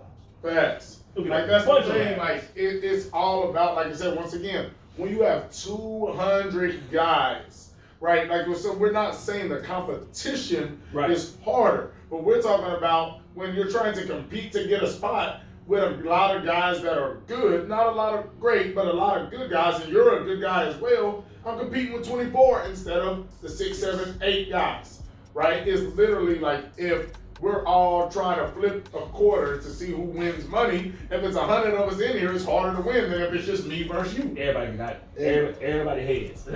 I'll tell people, exactly. If we were to get like the top guys D2, top guys D1, as a receiver, like you said, skill position receiver. If we were to take the jerseys off, helmets, all that, we just put them in a workout. And a random person, bring a random person in to watch them, they're not going to be able to pinpoint just exactly D1s and D2. They're not going to be able to separate. The number one corner was a D1 double A. I'm not D1 double A guy. A non-power 5 guy in Sauce Gardner. Exactly. Non-power 5. We seeing Trey Lance and Carson Wentz out of D1 double A's. Yes. We seeing who was the buddy that the Patriots took the first round? Chattanooga. Yeah. I'm about to say, boy, my teammate from D3 played 8 years. He aligned. Exactly. Like I said, it's getting more and more like relevant now in these drafts, like D1 double A's, D2 guys, because they used to be reserved for rounds 7 free agents, and then it was 7, 6, 5. Then now it's 1, 2, top 1 or 2 pick. Like people gotta realize, and that's what I tell everybody. When I was coming out of high school, you had to go to Miami, Texas, OU, Ohio State, USC to be considered elite. Yeah. Boy, you go to literally Elite O, and then your tell if you ball, you gonna literally have a chance. Like, right? It's like it don't matter where you go. You go to Elon, you go to Tulane. If you ball, you will get an opportunity in today's game. Because Forte went to Tulane. Yep. He wasn't no LSU back. Bears legend. Facts. Tulane. Yeah, if you just look at the past few cats that just got put into the Hall of Fame, everybody wasn't going to like Alabama's and top spin. Well, they didn't exist then. Exactly. So little things like that, I'm just like, if parents need to get this knowledge and realize that a lot more of these guys, D2 and JUCO, are getting drafted in top rounds. So not only should that motivate your kid, but you should, as a parent, be like, okay, let's get my kid into a prep school. Yeah. Because this kid went to prep school and made it. So now that you've seen that more often, it should be parents like, boom, let's just get my kid in college. Let's just give him an opportunity. The Kobe, the kid was like, so it's crazy. He hit me up on, matter of fact, he was doing something. I watched him. I can't remember if he was on I Am Athlete or the Pivot. Pivot. Okay, I thought it was, Pivot. So I seen him on the Pivot. Boy, country as hell. Cool as hell though, country as hell, right? See him on there. He did something in the preseason and somebody's like, hey, you gonna talk about, I do my green screens. Or you gonna talk about number 14 for the Rams? Well, I didn't know what number he was. I was like, who's 14? I ain't gonna watch the preseason. They's like, Durant, or whatever. I was like, oh, I know, buddy. I seen him on the Pivot. So I go to find his Instagram. He's already following me on Instagram. Yeah. So then I followed him, I hit him up and everything. But yeah, no. Like you about to say, that man went to the prep and then like walked on to like, bro. He went to prep school, then he went home. And then he went to the HBCU and he showed out he made the best of his moment against Dion. Mm-hmm. Made the best of his moment. Look at him in the league now. Well, like 4th round pick. Yeah. He went from prep to sitting out to walking on to an HBCU to becoming the conference player of the year. Defensive player of the year. Yeah. Like, that's the thing. If you ball, if you're really good, because people look at prep and they say, well, what if I don't get nothing from prep? You have to learn the game while at prep. And not the football game, the college recruiting game. What do you need to do? So you come to prep, and let's say you leave the prep early. You can go walk onto a school, sit out for a year. We teach them at RPA that can you stay at this school with or without football? If the answer is yes, that's the school. If it's not, don't go. There's a slight chance that you might be there for a year and don't play. Can you stay? If you can stay, because it makes sense financially, it makes sense mentally, it makes sense emotionally. You like the environment, right? Oh, I'm a Dallas kid. I don't want to go out to dang Syracuse, Bro. right? And be like, bro, I'm cold up here all year. I ain't played. Or I'm a kid from Cali and I'm coming out here walking on an A&M and I'm in the middle of College Station and it's just like, what can I do? I tell people that matters. Like, when you're off of that football field, can you survive in like that place? Yeah. If you watch me, I go back to Lawrence all the time. My brother never goes back to El Paso. None of them. It's El Paso. But me and all my homies, it'd be like 40, 50 of us at the spring games. Like, we love Lawrence. He was down there enough because he's younger than me, so he used to come to the games before he went to school. He even loves Lawrence. Lawrence is an amazing city. So like my pops. A lot of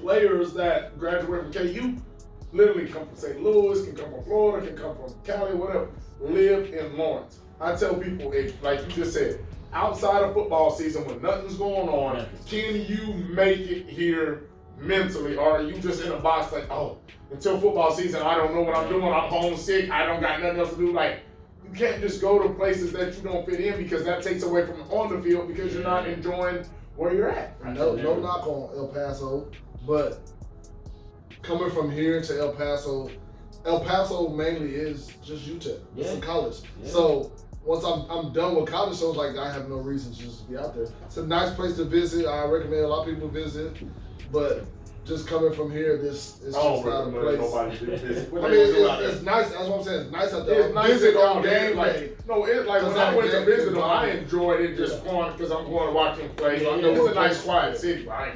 I tell you, like COVID should have made so coming to RPA, right? Yeah. Coming to RPA, and I'm always plug my program, but I always know RPA isn't everybody's first choice.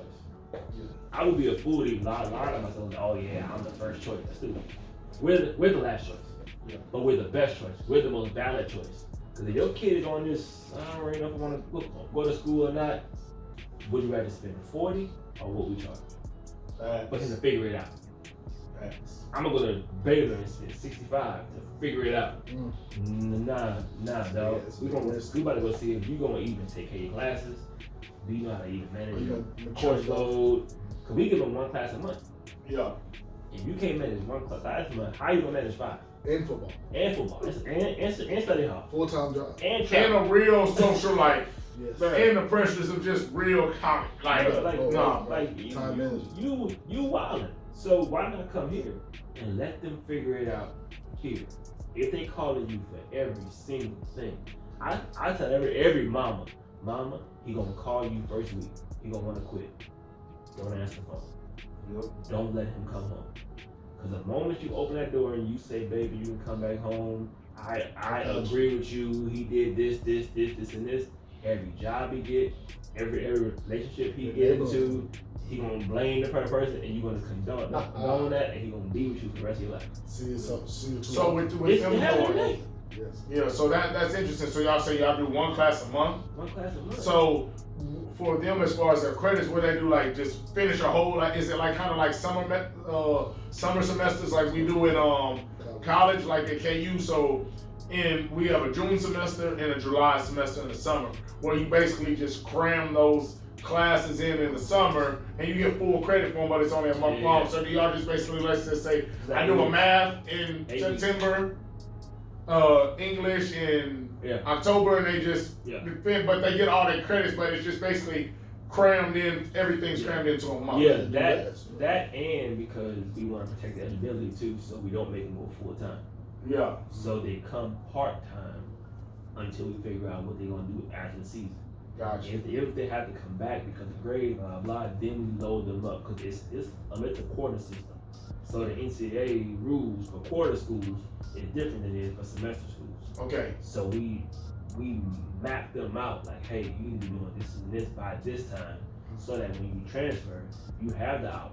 But people don't realize, like, if you got good film with 26 hours and 2.0, you get into any school you want to get into. The ACT don't matter now, none of that. And then with the NCAA says you can go sit out for an academic year. That means you transfer in the spring, you eligible next spring. That means you play a season at RPA, you transfer in the spring, you sit out. Now you're eligible for next spring, go through spring training, you're eligible for that fall. You have relevant collegiate film to back you up versus high school film and sitting out. Yeah. So imagine sitting out on high school film versus sitting out on college film. Yeah. You like I said, once again, we're not doing trash college film. We're playing TJC. Blah, blah, and blah, that's everybody blah, too. blah.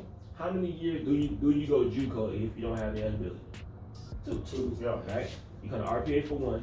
You sit out on your campus for 1. That's 2 years. You're a freshman still though. Right. Same amount of time you was gonna do either way it go. In JUCO, you lost 2 years. You lost 2. You still a freshman if you go to prep way. In the prep way, you start 1. You don't lose 1. Once you sit out, you start 1, but they give you 5 to play 4. So you play 1 at RPA, free year. You sit out. Freshman red shirt year. That year starts. Now you got 4 to play 4 versus 5 to play 4. You won. Exactly. Like I said, like that, and why you set out that year, you basically get 2 years of development versus 1, or 2 years of development versus 2 years of development in lost years, right? You go to JUCO, you develop 2 years, now you lost 2. You go to RPA or a prep, I got stronger, faster, bigger, more mental, maybe lose 1. Now I go to KU. Now I'm basically on my red shirt here. I get bigger, stronger, faster, mental again, and now I'm a freshman still at 20. Dog, that's so crazy. Imagine this math. Imagine going to a JUCO. You was a D3 recruit, D2 recruit out of high school. You go to this JUCO. You don't play much. You still become a D2 athlete, but you just lost 2 years and you only played 3 games in JUCO. So you 2 years in, 3 games played, 2 years burned. You transfer to this D2, 2 years to play, but you still don't have no relevant film. You just wasted 4 years chasing what? No play. That's a big thing. That's a lot of people don't understand that about like that prep, not losing that year, man, that development, that extra film. And I tell people too, like we even talked about, like think about it. Somebody go, y'all play TJC. You go ball versus TJC, you don't lose a year. Then go to TJC and ball again. And then bounce. And then bounce, you only lost 1 year. You played 2, but you only lost 1 year. And that's the thing too, like while we are playing them nice preps. Hey man, I see number 3 was getting busy out there. You think you were gonna come up like what? And that's the things that we get man, letters, it's about. We get letters from smart. Oklahoma, from TCU, from Oklahoma State. We get letters from Baylor. They want our prospect list. They gonna do their homework, dog. Yeah. They gonna do their homework. They send us like, hey, like dude called my cell phone. One of the GAs was like from Oklahoma. It's like, hey man, we in the area. Here's the prospect list from Oklahoma. Yeah. Call my cell phone. I don't even know how dog got my number. Yeah. Dude, these people gonna do their homework. They gonna find if balls. You're decent, they're gonna come find you. If you're not, they're not gonna come find you. Y'all put that work. Young fellas gotta put that work in. Gotta put the work in. You have to, like that. I don't care where you go. You have to. Half our guys can pass the eye test. You saw them. Yep. But half of them need this year. You saw them. Yep. It's like they need it. And it's not knock against them. Everybody needs to develop. Facts. Like I said, I was just nice skill wise, but if I didn't have the skill I had, I was 157 pounds when I stepped on campus at KU. Yeah, I was 145 when I finished. But like I said, I needed to develop. I just was so high on the skill side. But like that, some people's like, no, you're small and the skill is coming, but we just need a little more development. If you was just a little faster or ran a route or caught a little better, we could deal with that 165 or whatever. Yeah. But if you develop catching that rock a little better 1 more year, we'll take you at 165. It ain't the size so much, it's the size and the lack of the consistency in catching. Go develop something. And then I would assume if you was 165 this year, next year you would be 170, 172, 173. Now you catching better, now you, so that's it. Smith was small. Him? And he was from the middle of nowhere in Louisiana. Yeah. Nowhere. Ain't nobody there. But the school. Just them. And another guy is just them. Hollywood Brown. He left out of his high school in Florida, took a semester off and became a worker at Six Flags, a rides operator. He was 125 pounds, he said, out of high school. Then went JUCO, balled there, and then went to OU and then became a first round pick. So all we're telling everybody, work and take your path. Your path. Not nobody else's path, not the golden path, not the straight path. Take your path. This is crazy, you know. I know we gotta wrap up, but it's like everybody listens to people who tells them what they should be doing. Well, hey DP, you should be working up, making $1 million tomorrow. Yeah. But I ain't gonna make $1 million, so how can I tell you how to make $1 million? Right. Like, we listening to people who are telling you what you should be doing, and they have no valid nothing. Yeah. Like, my film is online. I got busy in D3. I got busy in the ball. Like, I played. It's people who never played, never went to school, never did anything, telling kids what they should be doing. Right. Because they wish they would have done that. But you don't know how it works. So you selling these kids a dream that don't exist. Now they going from school to school to school, years burning. No tape. Because I'm gonna give everybody a straight tip. The portal only works for top athletes. Doesn't work if you was an average Joe. Sorry. So That's the truth. let me tell people, like what you just said, the portal works for top athletes, right? So for the top athlete, it's called the portal. You go Transport from one school to the next. For the average Joe or the guy that had one scholarship, it's called the black hole. You're stuck. Y'all hear that? The portal is a portal that transports you from one school to the other when you are good enough. When you have one scholarship coming out of school and you transfer from your school, the portal is called the black hole because you will forever be stuck. So if I'm you, I'm not jumping in the portal unless I got mom, dad, somebody on the other end for me. If it's illegal or not, I don't care. Hey, bro, when I jump in this thing, I'm gonna get out. Because that's what they be jumping in with no plan, thinking, bro, like, we all have to be realistic. I have one scholarship, and it might be Bowling Green, and they think they gonna transfer out of Bowling Green and go to Michigan. If you didn't play at Bowling Green, why Michigan gonna want you? Or what's even worse, if I go to a D3 and I'm an All-American at the D3 and try to use that film to go to a D1. The asinine thoughts of that is, I was already balling at D3. I'ma leave and go be fourth string at D1. Like, that's my whole thing. I say, bro, it's not that somebody might not give you a scholarship, because there's some you might go ball at D3, you ain't getting the Bama, but you might get Tulsa. You might get, let's just say KU, whatever. But do you think you're going from D3 to D1 starting? So I tell people, would you rather be D2 and be an All-American running for 2,000 yards a year, or go to D1 and transfer up there and maybe get 217 yards? You had an opportunity to get a chance at the league with 2,000 a year. Yeah. You have no chance with 217 yards, bro. That's the thought. Why would I leave a perfect situation? That's like, you know what? I got the best lady in the world. But somebody else look better. Yeah. But I get to be her third dude, and I get to see her once every other week. And all we do is go out to dinner. I don't even get the perks. I just get to I get to pay for her dinner.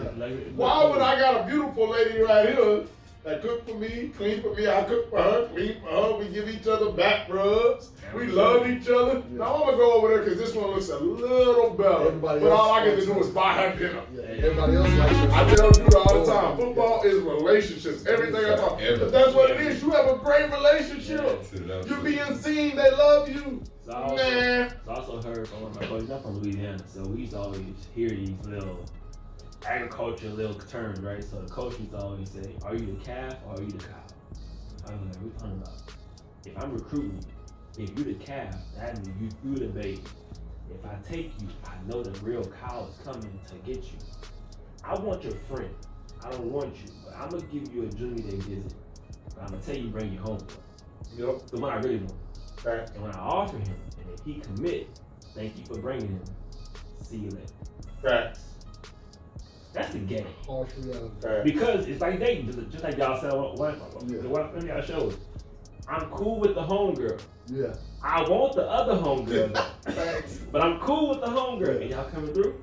Bring your homie. And when she come, boom, I'm gonna shoot my shot because you brought it. You already bigged me up. Yeah. You already said. You already know. I'm the dude. Yeah. Now I got you. and I probably never holler at my homegirl again until something go wrong. Facts. I'm gonna holler at you again. And these kids be falling for this trick, like left, Every right, year. left. I'm like, dude, you really thought you went from the couch to OU? Really? Like really though? Like realistically, you thought you went from the couch to OU? That's the craziest thing. Just being honest with yourself. It's just like being so naive, like the tail. Man, I tell like being just so naive. We was talking about that. Just that little side of it. Even that's how most parents are when it comes to recruiting. He said, "My son." It's a fake offer out there the said, whole time. They said- think it's real. Yeah. When y'all said that, I was like, bro, they ain't dead at all. He said my son will go up there and play Wildcat. He gonna start. You know, tell him the mama. Bruh. You tell him mama gonna tell her friend. Oh, yeah, and we gonna fly you to all the games. I'm gonna get to go to games for free. I'm gonna get tickets.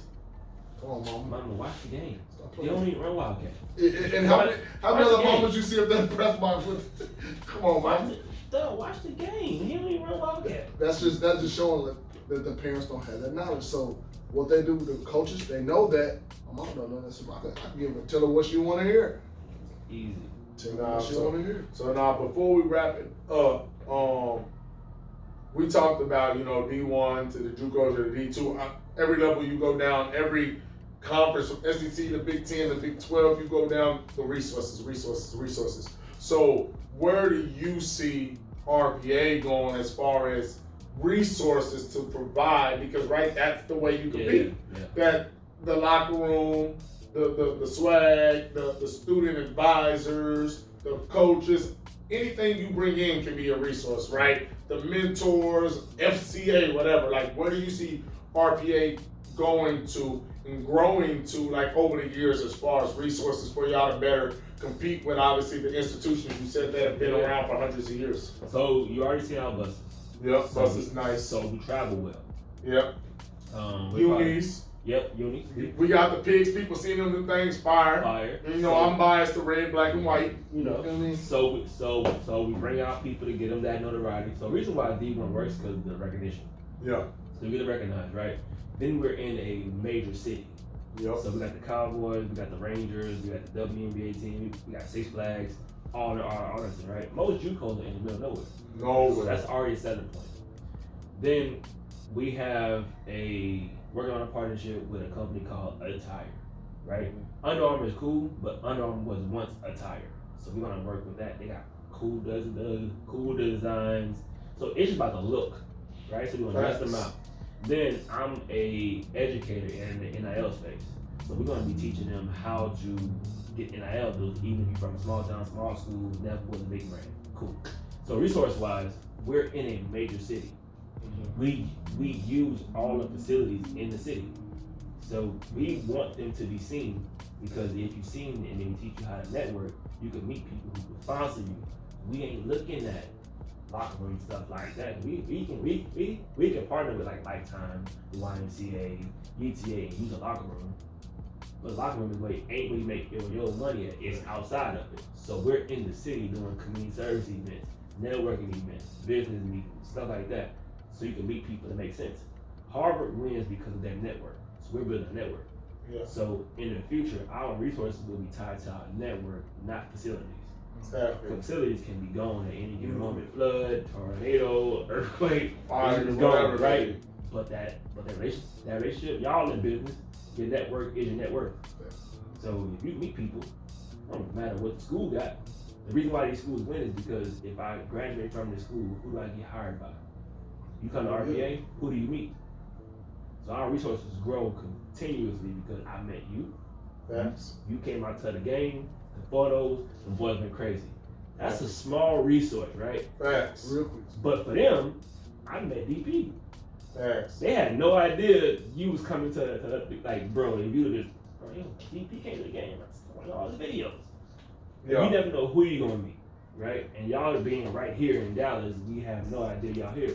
So in about 5 years, dude, we're bringing a bowl game here next year. We're doing a bowl game in Africa. We're doing stuff in DR and Haiti. So all our kids are going to get international deals. international plugs. So we kind of Just not only Travel that, and just the culture. like me myself, I didn't leave the country till I was 24, 25. and I ain't even south. My parents didn't leave till they came to my wedding. That's the first time I left out. Yeah, they 50 And I played on major schools and Yeah. been plugged in and like so just to have that, no, that's cool right We're there. doing a bowl game for HBCUs, well, African American athletes at HBCUs and small schools. We're doing a bowl game in Africa in March. Yeah, The first ever American football game done on the continent in yeah. Africa. We're doing an FCS and down bowl game in Arlington in January. Okay. That's relationships. That's Come get seen. Come do what you gotta do, because this bowl game, it ain't one that we created, it's one that we brought to Arlington. And they've already sent guys to NFL, CFL, AFL, and Europe. They already have the scouts. So pull up. So when you ask about resources, resources for us is networking. We're gonna bring the people in front of you. Now, It's your job. it's your job now. the table there, you gonna eat or not? Do you? You either at the table or you're on the menu. You either gonna knock it over or you gonna eat. And we do our best to teach you to not knock it over. No, y'all do a great job with that. I see that you do an amazing job on your page of like, I always see that you teaching, coaching, you mentoring them. And when I say coaching, I'm not even talking about football, I'm talking about coaching of life. Like they're always speaking. You just did another men in finance event with Education. Pope did the education. I did the finance. I did finance. You did the education. But yeah, so just seeing that, like you're always out, you're always about, you're here with us, you're there, you're online. They have to see that as an inspiration. They have to see a guy, hey, he played D3, he made this out of the mud, he made that out of the mud, he's making all these moves, and it's just by hard work. And I think that's the best thing about them at your school is because they're seeing you do it. It's not them seeing Dion do it. If they see that, like, bro, come on, Dion, you telling me to do all this, bro? Look, you went D1, you did this. It was easy, but for you, it's the same thing how I treat my training with my kids. So I tell them when they make an excuse, man, coach said like and this and that and blah blah blah. I said, what you mean you're not big enough? I was 145 pounds. I was 5'7".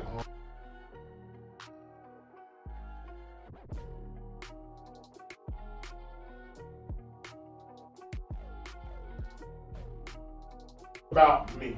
I had to get it out the mud. I was small. I had to work. So no excuse that you can make in this facility matters. But like if you say, let's say we got a Dion or a DK Metcalf and the kid's like, Coach, you don't understand. It's like, I probably don't. I was the number one. Like, oh, I'm 6'3" and I'm built like this. I don't know what it feels to be 5'9" and slow or being discriminated against. But for me, I did have that. So all them excuses don't matter to me because I had to go through a lot of those same hurdles you were talking about. So that's a good thing for you because when they look and you get on them and you talking to them whatever type of way, it's like, I gotta respect it because look where he got this from.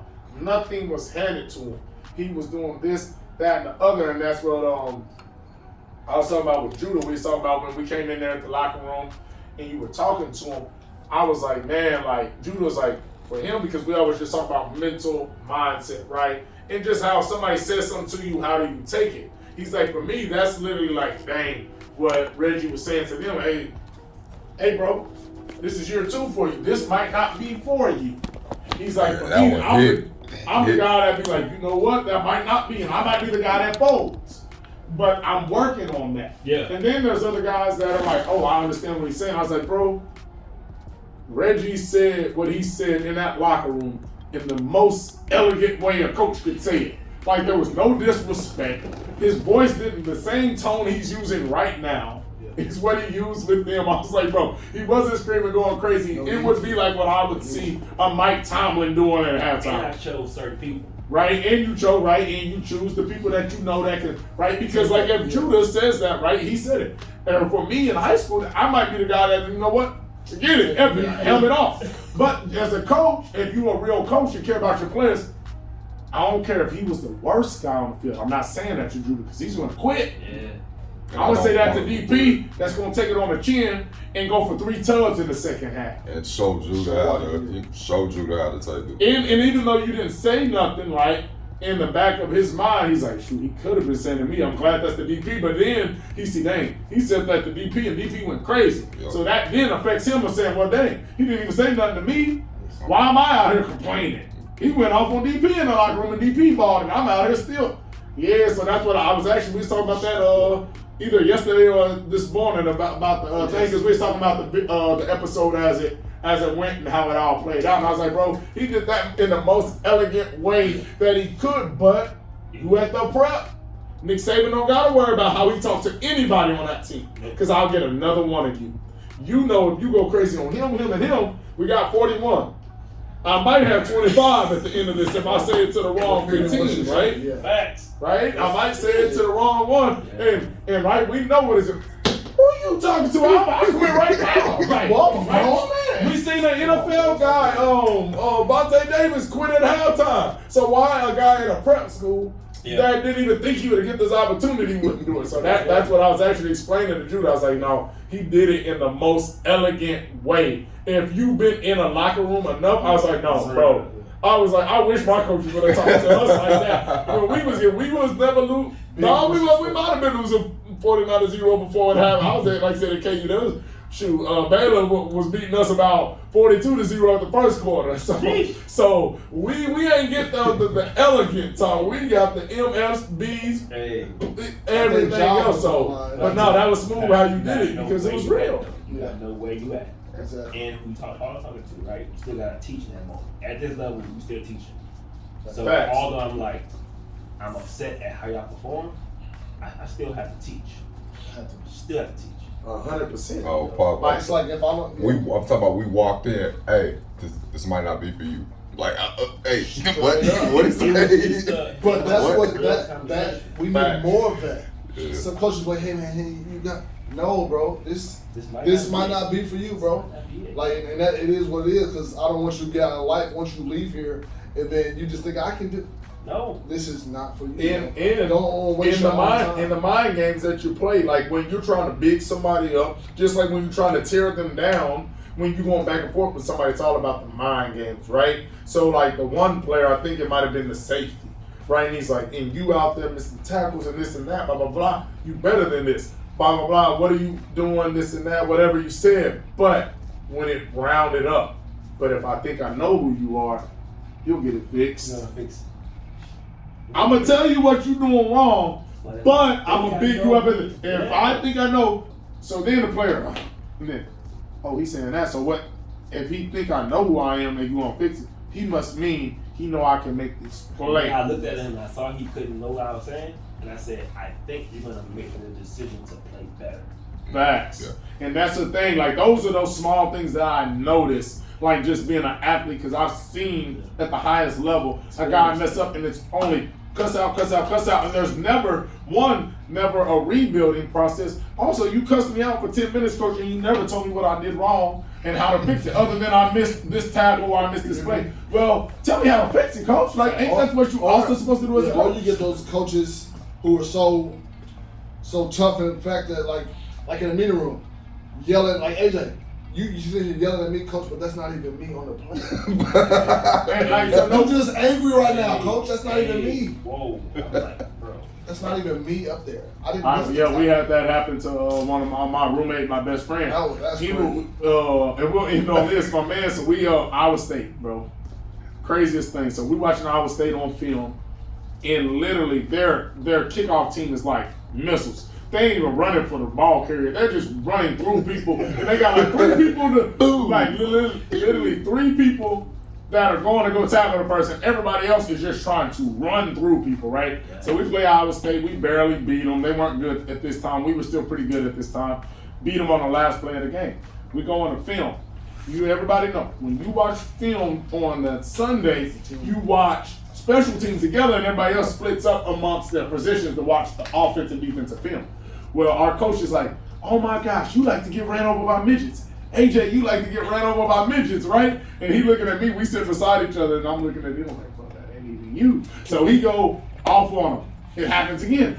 what the F you love to get ran over by midgets, this and that. And then he literally gets the guts to say, Coach, that's not me. And then the head coach is like, well, who the F is that? And then he's like, it's Steve Johnson. Mind you, my boy Steve played in the NFL for 6 years. AJ got very little meaningful time at KU. And he was good. He just didn't play that much, right? Steve played in the league for 6 years in the NFL.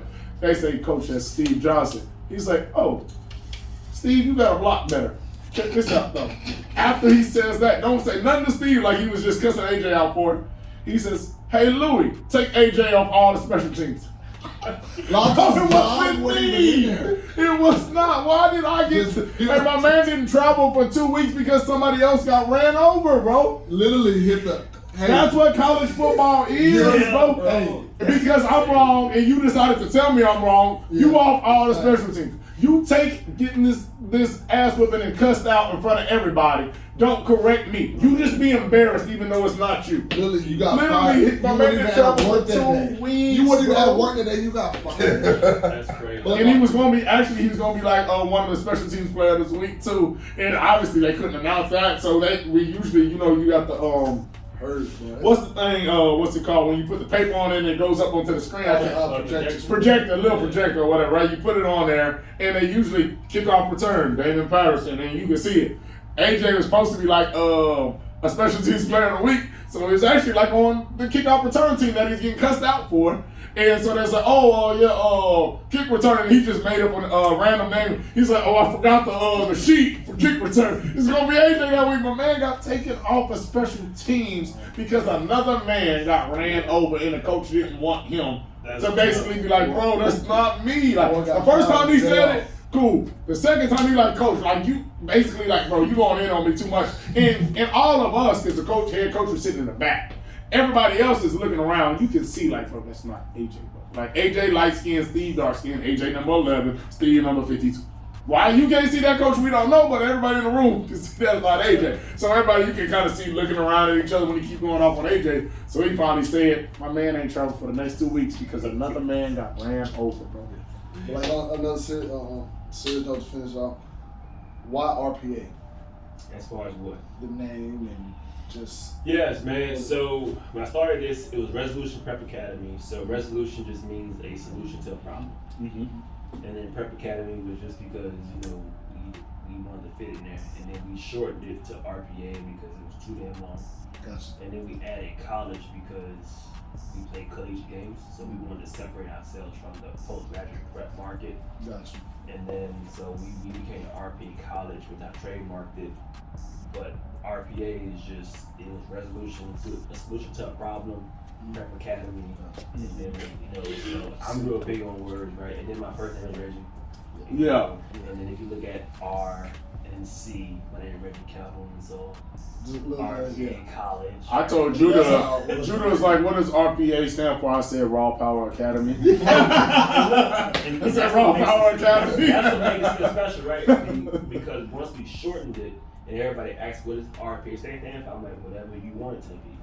Yep. Because, we just took away the name. Now everybody's making up their own thing. Yeah. That's marketing. Now you can just put RPA with it. Because I'm real big on like, hey bro, make it what you want it to be. Fact. No, that's funny because I was like, yeah, I'm gonna just tell everybody we created a college Raw Power Academy. But it was so funny because because you see, we know stuff about you. I do my research and this and that, and Judah's like, what's it stand for? I said, bro, I done looked this shit up on Google. I'm all through his page. I don't know. But I was like, I don't know if it's disrespectful to be out here filming the game out in the locker room and be like, hey bro, what's your school stand for? Yeah. And then, but then the only reason why we knew is because when they announced the game, they said, I said, that's what it's and called. I'm gonna tell you why they know, because I've been with them since we were once Reggie Prep. Yes. So they know that as that. But everybody else, when I really got on the internet, they only know RPA. Yeah, that's it. I promise you, I'm all through the internet. I'm looking on Reddit forums. So if you go on Reddit, they still don't know. Yeah. But we hit it because, and we can talk all about that one. Yeah. We built this brand so deep with RPA that we kind of overtook what RPA actually means in the tech industry. Yeah. So we just built You can't say a JUCO in Texas or a prep school in Texas or a prep program in Texas without saying RPA. Yeah. And they know red, black, white. Yeah. They know that. That's fire, but like literally, that shit, like, I looked it up. I was like, bro, I don't know. I just say it's because it's Power RPA. Academy. Because it's RPA, and it's gonna make you just add your own. And you gonna search, right? And then you go down the wormhole of like this and that. Now I'm all on y'all's page, clicking buttons. I'm like, bro, I don't know what it's there for. But if you ask anybody, what does Uber mean? Yeah. Nobody knows. No. What the hell does Amazon mean? Family, yeah. And why? This Apple simple, like they was like, oh, it's just simplicity. Apple, like people don't realize like, that. Amazon with the arrow goes from A to Z. And that's that little thing. So it's a little thing. But like with me, when I was designing our logo, boom, I went the R&P this way because boom, Rolls Royce. You don't have Rolls Royce commercials. I'm gonna let the brand speak for itself. Yeah, but like that's what like so ours is the raw power team, but like a lot of people still ask us to this day, as big as we are, what does TRPT stand for? It's a combination. But that's just our thing. It's just TRPT and they know it. And it's easy. The acronym. It's a conversation. Because look, IMG. What does IMG stand for? I wouldn't be able to tell you nothing. International Marketing Group. Wow. That's crazy. That's a marketing. I would have never thought that. I can understand why it's obviously why they got all their stuff now, but yeah, I would have never known that. You just call it IMG. Yeah, that's what IMG. Yeah. So that's what y'all. So basically, that's what y'all trying to be. Y'all trying to be the IMG of prep because once again, why does it matter our name? Because y'all fine with IMG being IMG. Y'all ain't never asked what does y'all name mean. So why does it matter that you don't know ours? We are RPA. They are IMG. They are TRPT. They're whatever. IMG has a prep team. I was telling somebody that we had fly out here last year and smoked them. Yeah. I was telling somebody that IMG has multiple level teams up there. Yeah, it was literally, I think, Judah or somebody was all, talking out the game. But nah, we got rap. But no, man. Hey, like I said, it's so crazy. That's why I love these pods, because I'll be like, today we're going to do an hour and 10. Never. Because you get into it, and the best thing about ours is I get into it with good people, good conversation, meaningful conversation. So you know how that goes when you with not just family, but the family that you enjoy being around. Oh, party gonna start at 6. We gonna leave at 8. You there until 2 a.m. And then at 2 a.m. y'all still talking as you try to leave, right? Because you enjoy it. So that's what I loved about ours. I've never got to get out of here at a time that I thought, because it's always enjoyable, and you always be like, we have to stop because it could be 12 and we would still be going on something else. What time you get home? I'll let you know I'm leaving. Exactly, because it's meaningful. So like I said, Will, man, we gonna do more of this.